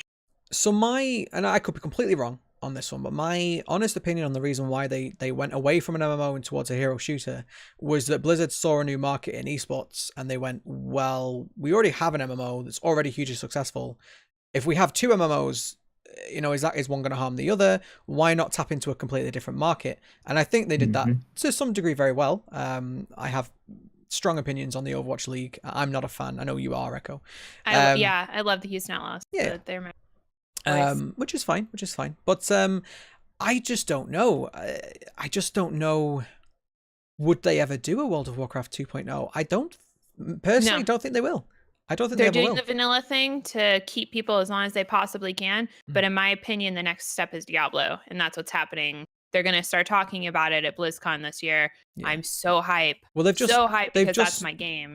There was something that popped up. There was a video talking about, they said there's multiple things in the works, and they're going to announce something later this year. I'm gonna be bawling, Diablo. My whole face covered in tears. I'm so excited, and that's the next step for them, is to monetize another game in the direction that they took WoW. And I think if they're not doing a Diablo type MMO, it's going to be another one of their games. They're going to shift gears. They've been planning to shift gears for a while, in my opinion. That's why some things people are calling it lazy. Like they can detect that Blizzard is changing gears, but they can't describe it. So they say it's like lazy writing, lazy this, lazy that, rework of, bosses have the same mechanics or whatever. It's because they're focusing their efforts elsewhere, and they're still trying to produce content for their people, because after all, they are business and they are being paid for this. So they're still producing content for people who are still playing games, but they've been shifting gears for years, in my opinion. Yeah. So we're probably going to hear more about where they're going with stuff. And I'll bring it to you live if I can. Yes. Hopefully. Have they said anything about IRL streams at BlizzCon? So technically, I think you're allowed to.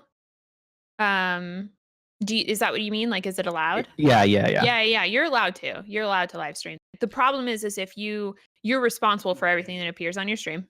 So if somebody does something that is inappropriate, flashes your stream, moons your stream, et cetera, you're going to get banned. So it's we've had big problems with IRL streams. Sorry to speak right over you, Echo, but there's been some big problems with IRL streams in the last couple of years at certain conventions, non-Blizzard ones, but where people have done stupid stuff in the middle of a convention.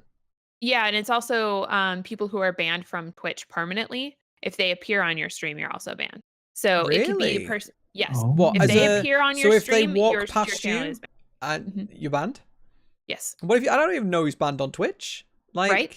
Some people know that they're banned on Twitch and know that they can appear in your stream and get you banned. And so they'll come up and ask for a hug, ask who you are, ask if you're streaming, ask what platform and all that stuff. They know they're banned and they're getting you banned. Usually they do that on Don't stream IRL at Blizzard. Don't do it. It's not worth what's that going risk. to happen is if they have streaming booths, I'm going to try to jump into one of those. If they don't, I'm going to attempt at least one stream either from the hotel or from a location I can control. Yeah. So other than that, I will be posting Twitter updates like live. I have an extra battery. I'm going to be posting updates. People can ask me to go check something out, take a picture, meet somebody, let me know. But yeah, that's at least the plan. No live streaming is likely, just because it's very dangerous to do that for your channel. Do we have a source you're not sure. on where Twitch has officially said that you get banned for streaming that? Because what if you live stream into a giant crowd of people and then one person goes through your each individual person goes, oh look, there's banned Bob 25, ban your stream. There's got to be a limit here, right? If you purposely go up to a banned streamer that you know is banned and go, ha ha ha, look at this banned streamer, yeah, sure, right? But if somebody walks past your stream who's banned, should you get banned for that? Like, I think that's, if they appear on your stream, you can get banned for it. Yeah, I think that's obviously crap. Twitch has taken things into context, but I've seen numerous reports of people who are live streaming even in public, but they're getting stream sniped, and the person who is banned comes by their stream and know it. So to get banned from Twitch, you know what you have to do to get permanently banned from Twitch. Something really awful, usually sexual harassment or sexual content or abusive and racist content. So those people are the people who are seeking out streamers to get them banned. Like it's usually not an accident. And any of the cases I've seen, it's not an accident. But if they appear on your stream, obviously Twitch shows it does show favoritism on accounts, but generally you can appeal and they will take into account, I didn't know and they walked behind me. That's not my fault. And you can get unbanned, but the ban happens before they ask. Now, the thing that this is a completely unscripted topic. It is, yeah. But sorry, I did this. No, it's fine. It's interesting. It's an interesting topic. I like it. But the thing is, though, is all that does is that just encourages that behavior more.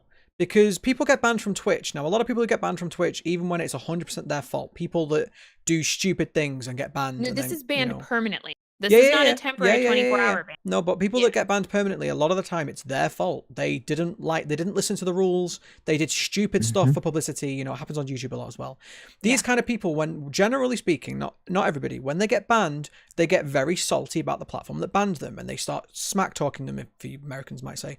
They start being very, negative and critical against that platform. And oftentimes, people that are dumb enough to get banned for doing stupid things on stream aren't necessarily the people that are going to go, well, it's not your fault, Echo, for streaming at IRL, but I'm going to get you banned because haha, screw Twitch.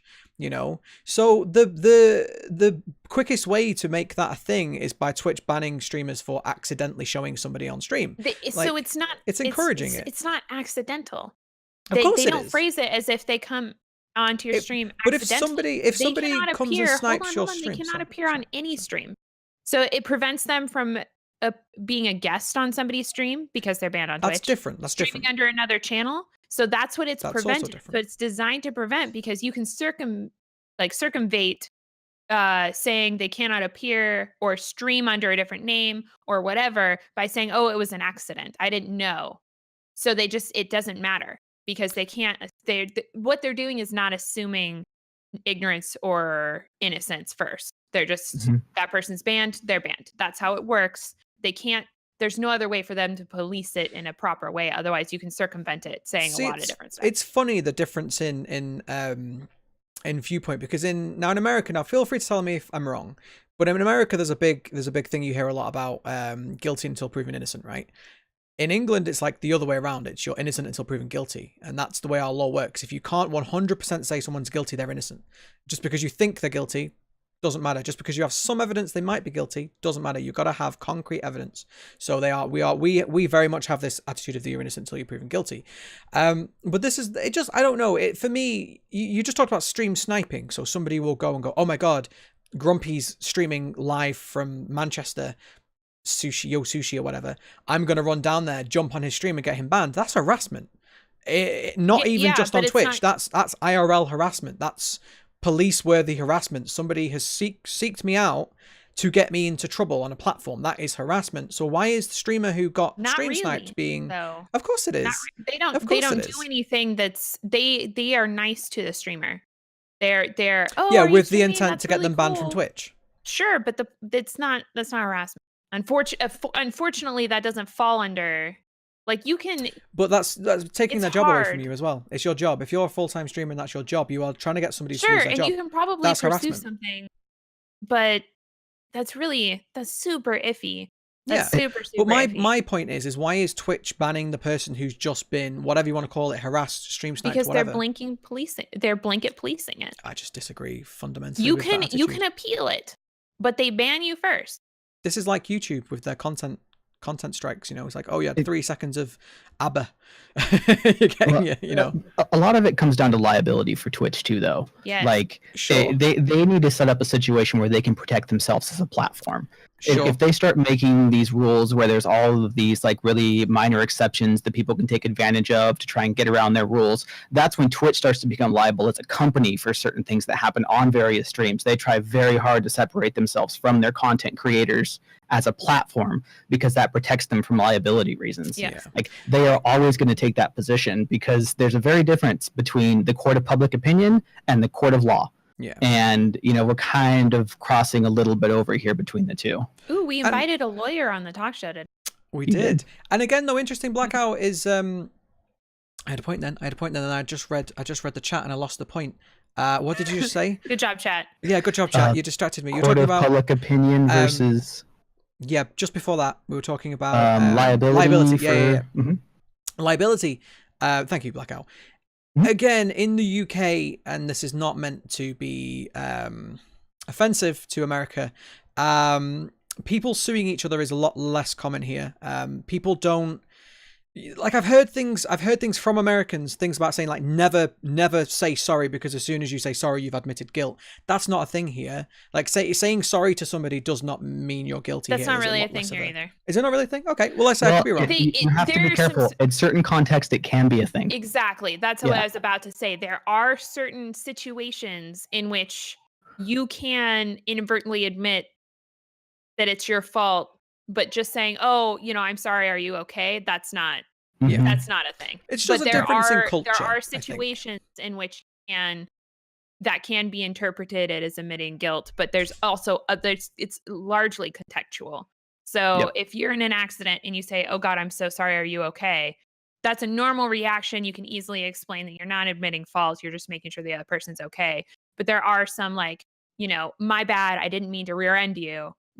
So, you know, like it's largely contextual.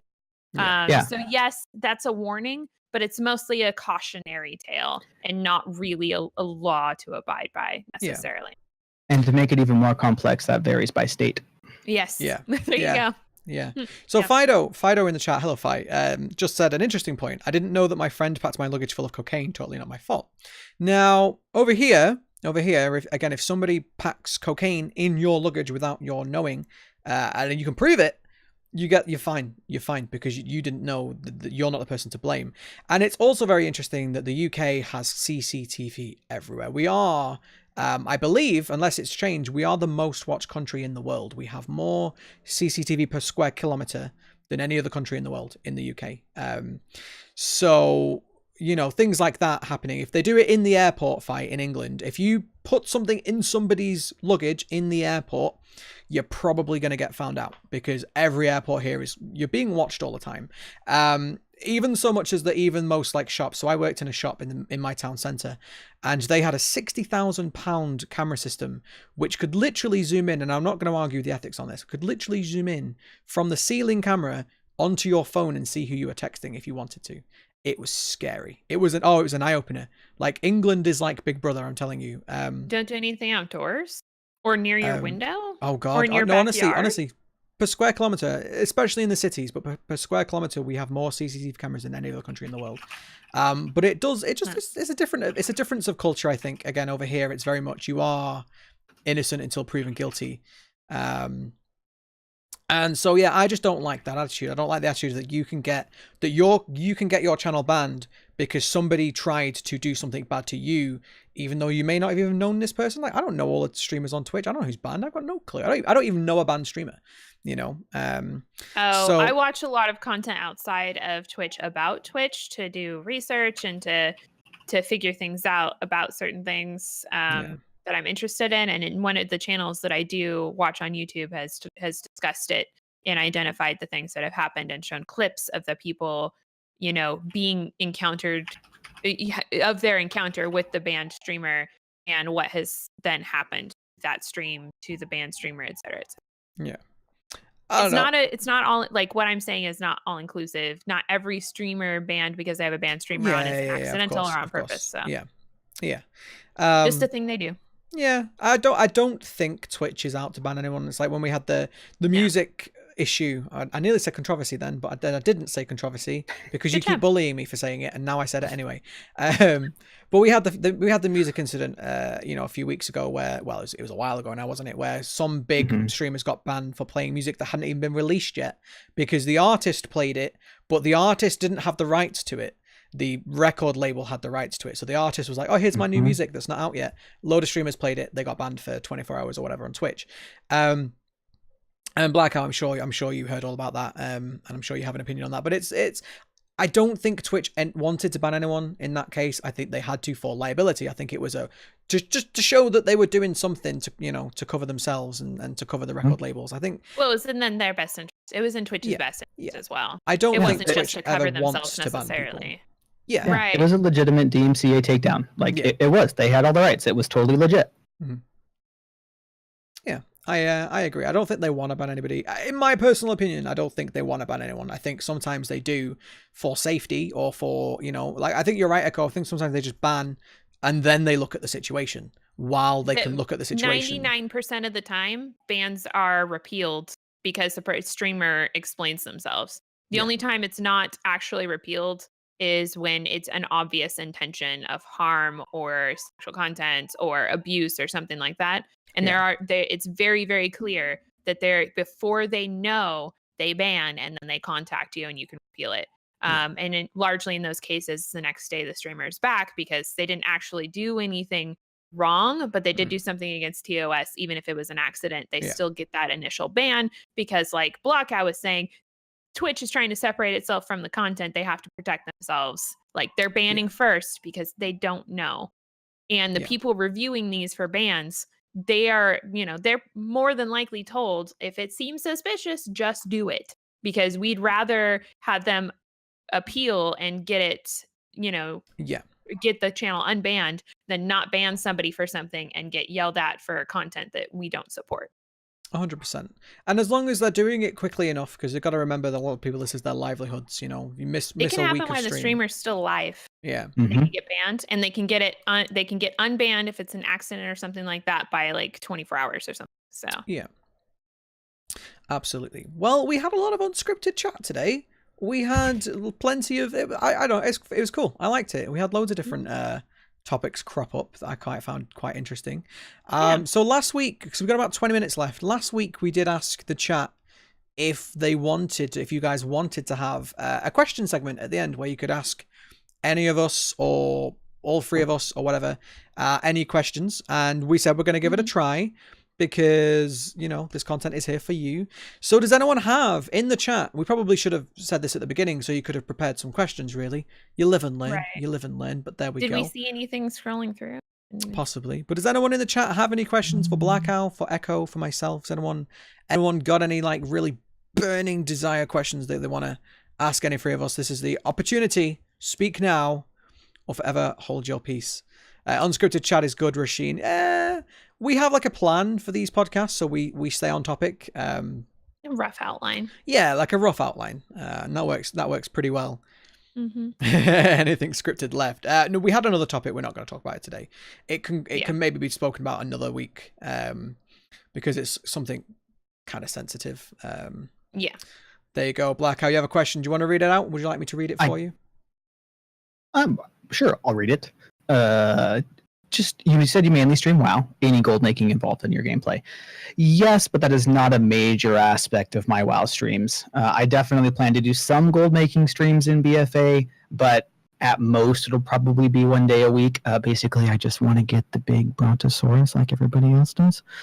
So I will definitely be doing that, but it is not a primary aspect of my WoW streams. Interesting. So as a non-gold maker, how is this a personal question? How much gold do you have? How close to the Brontosaurus amount are you? Oh, I said, I don't want to tell you how much gold I have. Oh, no, I have like nothing. I probably have like, if you took all of my characters on one server, maybe 300,000, maybe. So it's a long way away. Yeah. Because it's like 5 million gold for anybody that doesn't know. Yeah, you guys 5 all million. have music. How do you prevent the copyright problem? Sorry, were you guys still? No, go ahead. So we all do have music on our stream. How do we prevent the copyright problems? We're not going to get. Technically, we can all get banned for the music we have on stream. I can't. I changed. Why? I don't play copyright music anymore. Okay. Correction. Technically, anybody can get banned for playing copyright music on their stream. However, it is a lot of work, and mostly VODs just get muted if it's copyright. So that's kind of their solution now. If you play a copyright strong, can get banned, and they can take your VOD down. They can take any clips that involve the music, whatever, down. More often than not, Twitch does not pursue that, but they can. VODs are muted in absence of a ban, and it is highly recommended that you play non-copyright music or music without what do you call royalties or whatever, so that you're not infringing on anybody's. I mean, it's their property, so you're not. I'm glad we have BlahCow on for this one, because BlahCow, attorney. We discussed this a while ago, and I personally think that it's going to become more of a problem as time goes on, because Twitch started off as being a big, it's this niche little thing that no one hears about, and still the mainstream people don't know what Twitch is. I had a conversation with my best friend today, and I was like, because she was saying she missed me, and I was like, look, I'm always on Twitch if you want to come and hang out. She's like, what's Twitch? And I'm like, people have heard of YouTube, but they've not heard of Twitch, right? And the more that Twitch becomes popular, the more that your layman, whatever you want to call them, mainstream people hear about Twitch, I think the more that these copyright holders and stuff are going to take notice of Twitch and are going to actively pursue copyright, just like they do already on YouTube. If you play copyright music on YouTube, you don't make any money from your video. You get copyrighted striked instantly. You lose all your revenue. What do you think about BlahCow? Do you think it's going to become a bigger issue? For sure, it's going to become a bigger issue. You're already starting to see it. We've talked about this on my stream a few times, but the music industry right now is behind the times. They're the ones that are going to end up catching up, and then they're going to come at Twitch, and there's going to be a much bigger deal about using copyright music on your channel. That time will come. It will come. It may not be here today, but it will come. So if you're a streamer, you'd need to start thinking about a plan about what you're going to do on your channel when either A, you can't play copyright music at all anymore, or B, you're going to have to pay some service that gets created that gives you a broadcaster's license that allows you to play copyright music on your channel. I won't go into all the reasons you can't play copyright music on your channel, but if you're ever curious, stop by my stream. I will go into it in more detail. It's a very complicated, much longer discussion. Yeah, it is. I mean, I only know a bit about it, and mostly what I know is from YouTube videos and other content creators and other, people in the music industry talking about it. But it's just quite telling that Ninja doesn't play copyrighted music anymore. Ninja used to do it all the time, especially when he used to do his victory dances and stuff. He used to have an intro that was copyrighted music before his stream. He doesn't do it anymore. There's a good reason why Ninja doesn't do it anymore, and I think a lot of people think, oh, it's fine, don't worry about it. If you're planning on going full-time streaming, if you're planning on making this your career, just remember that you could get banned from a VOD from a month ago. If you're a partner and you have unlimited VODs, you can get banned from a VOD from a year ago. Just think long term, and there are options out there. Like if you're not 100% sure if something is legal, don't do it, right? And there are options. Yeah, and generic advisory. I know that there's people like, oh, I go to YouTube and I search for non-copyright music and I search for playlists that are monetized music. Yeah, most of those are copyright music. Most of those are just playlists that some person put together, and most of that music is copyrighted. So be very careful if you think that's going to save you, because most likely it is not. Yeah. Exactly. For those of you who are looking for something to use on your stream that is non-copyright, Pretzel Rocks is an option. Yep. It's what I use right now. It's not the best music. It has very limited features. It is free. You do have to enable the Pretzel Rocks bot in your chat. It will spam your chat with the song that plays. You have to enable that unless you pay the paid model. but you know you're safe. You're not going to get hit by a copyright strike. So it's an option there, and I use it for breaks and my IRL streams and stuff, just as a bit of background music. But when I'm streaming now, real gameplay, I just don't have music. It's it is what it is, really. You wanna take that one, BlahCow? Yeah, basically getting to JP's question, how is the average person even supposed to know if music is copyrighted? I would say the rule of thumb for any person should be, unless I am using a service that specifically says in their terms and conditions that we are providing you with non-copyright music, you should assume it is copyright music. Yeah. That is the only way for you to know that you're safe. And another thing that people always say is, but hang on a minute, I'm paying for my Spotify license. That means I'm allowed to play on stream. Broadcast. No. Yep. No, you're not allowed. You don't have. It's not a broadcaster's license. That's a personal use license. Yeah, exactly. And that's not even. That's so vague too. It's not even really a license. They can pretty much take it away at any point in time for usage. So. They can take it away for you putting it on stream. Yeah. Mm-hmm. There's a reason why OBS or Slobs, stopped allowing Spotify integration. Yep. Well, Spotify changed their. It's not the TOS, but essentially they changed what was allowed and what wasn't, and you can't use it through Streamlabs. Yep. Yeah. Exactly. I hear a lot of the same arguments come up. Oh, it's fine. I paid for Spotify, or it's fine. It says non-copyright. But that's easy for people to say when they don't understand. And honestly, that's totally for me. Maybe a couple years ago, that's what I would have said too. Without being a part of a community that knows all of this. That's probably not common knowledge. Because what BlahCow said, that could be applied to Spotify. Unless you pay for a service, they can take that chunk. Well, I pay for it. I have access to songs. Why can't I broadcast it? So it's definitely worth asking. It's talking about. Interesting though, because the copyright law for music is almost the same as for video games. Like when we're streaming people's video games. Oh yeah, there's a copyright issue there. Now, if a game developer, publisher, it's usually the publishers, I think, that hold the licenses. I could be wrong. But if a publisher turns around and goes, do you know what? We're not happy with this one streamer who streamed our game, right? Nobody streams our game now. If they do that and you stream their game, same thing, you can get banned. I think most video game devs and publishers are like, no, please stream our game. Like, please continue to stream and advertise our game for us. I think most devs see value in it, but you've just got to be careful of that too, because there are still, Nintendo does it a lot on YouTube. Nintendo loves taking money away from people for playing their games, Let's Plays and stuff on YouTube, because they didn't approve it. And Nintendo like for people to be part of their partner program, which has very clear rules on what you can and can't say while you're playing their games. Highly concerned about their image. Yeah, they 100%. micromanage their image, and that is what Nintendo does. Yeah. Most other development companies don't do that unless they're small enough to really, really care about like the couple people who are streaming their games, so what that looks like for them.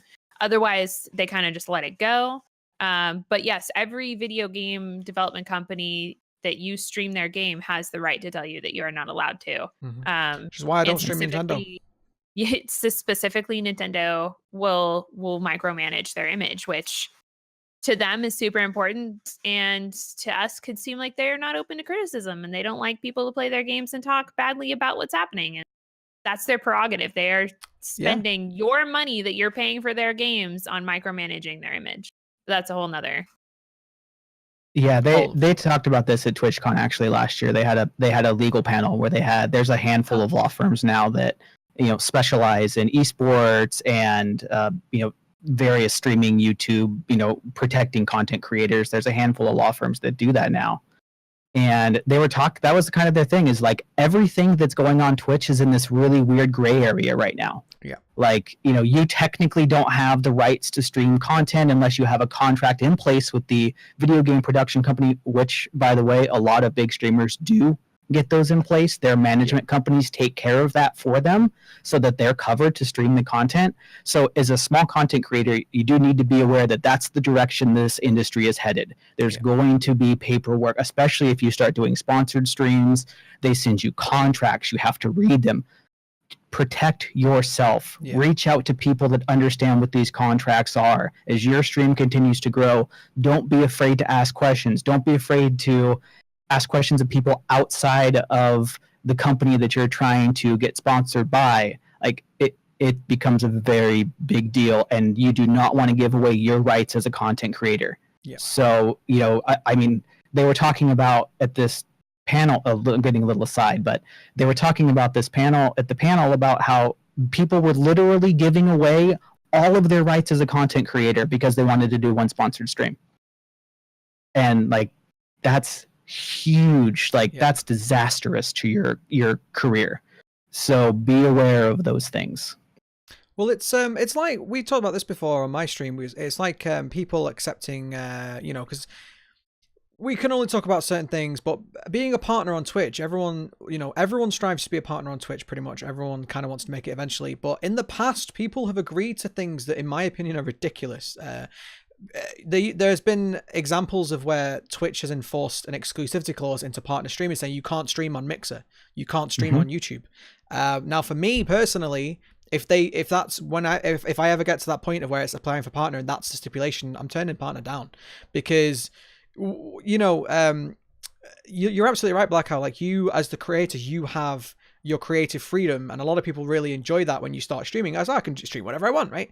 Why would you give that up for a little bit of money?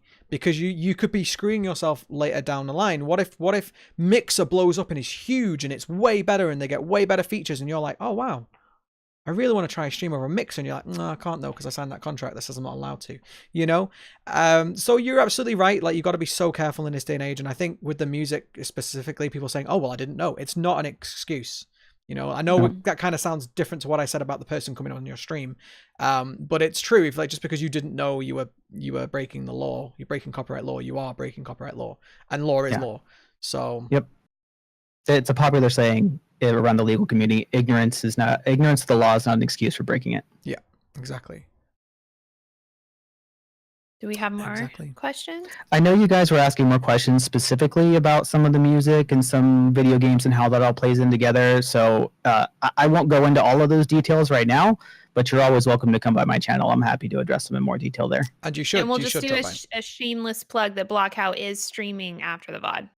True. Straight after, or after the podcast. Yep. Yeah, I'll start up the stream as soon as we're finished up here. Yep. There you go. There you go. Got some questions for BlahCow. You have an opportunity. Do we have any more big questions before we wrap? Has anyone seen any in the chat? No, I think we covered the music one, and most of the chat has been about the music. Yeah. And we kind of went into the games and stuff too, which is good. Good broad question. Very, very good. We did pretty good. We did very good. Okay then. Well, we have 5 minutes left. Why don't we tell each other where we can find each other? That didn't make sense, but let's let the chat know where we can find us and what's coming up on our stream. So, Echo, where can we find you? What are you doing this week? So I just put all of my stuff in chat.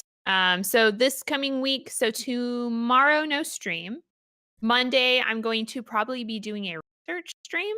I don't want to spoil anything for BFA, but I want to start preparing for what that looks like for my community, which means looking up maybe some boss videos, looking up some stuff, and trying to do a little bit of research into what we need for comp and start strategy writing. So tomorrow is going to be like a technical stream, or not tomorrow. Monday is going to be like a technical BFA prep stream.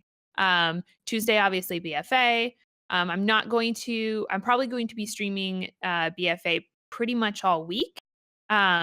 However, I might do like I do Warframe on Wednesday. I might pop in there for a few hours before I jump on WoW, or vice versa. So mostly BFA, a lot of technical stuff, because I'm going to be writing strats for the guild and all of that. So if you are on the technical side of WoW and you enjoy, kind of breaking down bosses or doing anything like that, please come by my channel. I'm one of those that's willing to listen to what you have to say, help. If you want to help me research or help me develop strats and stuff like that, I'm more than happy to have you. So if you're into that kind of stuff, that's probably what's going to happen on the channel for the next week. Fantastic. BlahCow, where can we find you and what are you doing? You can find me Twitch, Discord. Of course, the links are all there in chat. I do have a Twitter. I am not really super active on Twitter, but it is there for updates on what's going on in the channel. Twitter is super useful. But yeah, we can have a whole separate discussion about all of my issues with privacy and social media. That's a whole separate conversation. For your chat, right? Your channel? Anybody that wants to talk privacy and social media, I can talk to you that all day long. but yeah, so Discord's the best place to keep up with what's going on for me and my streams. And then I stream a lot, so you can catch me in the channel quite a bit as well. This week, I'm probably not doing a lot of WoW. Like today, we're playing Warframe. And then we'll probably play some more Warframe until Monday's, right around the corner now. Yeah. So once Monday hits here, we're going to be doing WoW basically until our main is raid ready. So that's kind of the plan. So newer people here, what's your schedule, BlahCow? My schedule fluctuates a little bit just depending on what days I have to take off. But typically speaking, I start streaming at 9 o'clock in the morning every day but Monday. And then there's often an evening stream as well that starts at 4 p.m. I go about 4 hours per stream session. Is that 9 Pacific? Yeah, that's all Pacific Standard Time. But that'll be a little bit different with the BFA launch. I will start at my usual 9 o'clock. I probably just won't take a break. I'll just take a lunch break and play straight on through till we're done for the day. So that will be a little bit different next week than how it will be after next week. Awesome. Nice. Well, if you haven't already checked out my YouTube, go and follow me on YouTube. I make content there. I do at least one video a week. It's usually stream highlight videos, things that have happened on stream. Funny ones, that kind of thing. I'll be doing that today and tomorrow, getting a new video out. And I stream Sundays to Thursdays on Twitch, of course, excluding this one. Tomorrow, I'm going to be... I think I'm doing a scary game Saturday tomorrow. I don't usually stream on Saturdays, but I think I'm doing a sub night scary game because we just reached my sub goal 75. So thanks, guys. So I think I'm going to be doing like a thank you very much. Again, I already reached it once and then it dropped and we reached it again. That's just life, right? That's the nature of subs, right? But anyway, we reached it again with some wonderful generous gift subs. So we're going to be doing, I think, tomorrow a little bit later than I usually do, like a Saturday night stream. Like sub celebration scary game. Sunday will be Sims Sunday because I've been enjoying those. They've been fun. And then, yeah, Monday, I don't know. We're going to probably play some nice, chilled out, easy game. Maybe some more Dead Cells, because I really enjoyed that. Oh, I forgot to talk about that. I played Dead Cells. That was fun. Guys, if you like roguelikes, platformers, go buy Dead Cells. Probably some more Dead Cells on Monday up until BFA launches, and then I'll be playing BFA all week, probably. I didn't get a chance. I don't think I even said anything about my schedule, but I usually start at 1 p.m. Central. That is not going to be the case for BFA streaming this week. I'll probably start early in the morning. So probably 9 a.m. Central, 9 or 10 a.m. Central. So we're going to add a couple hours on. We'll probably go late and we'll take a lunch break to feed puppies and all that stuff. But other than that, pretty much BFA all week. Nice.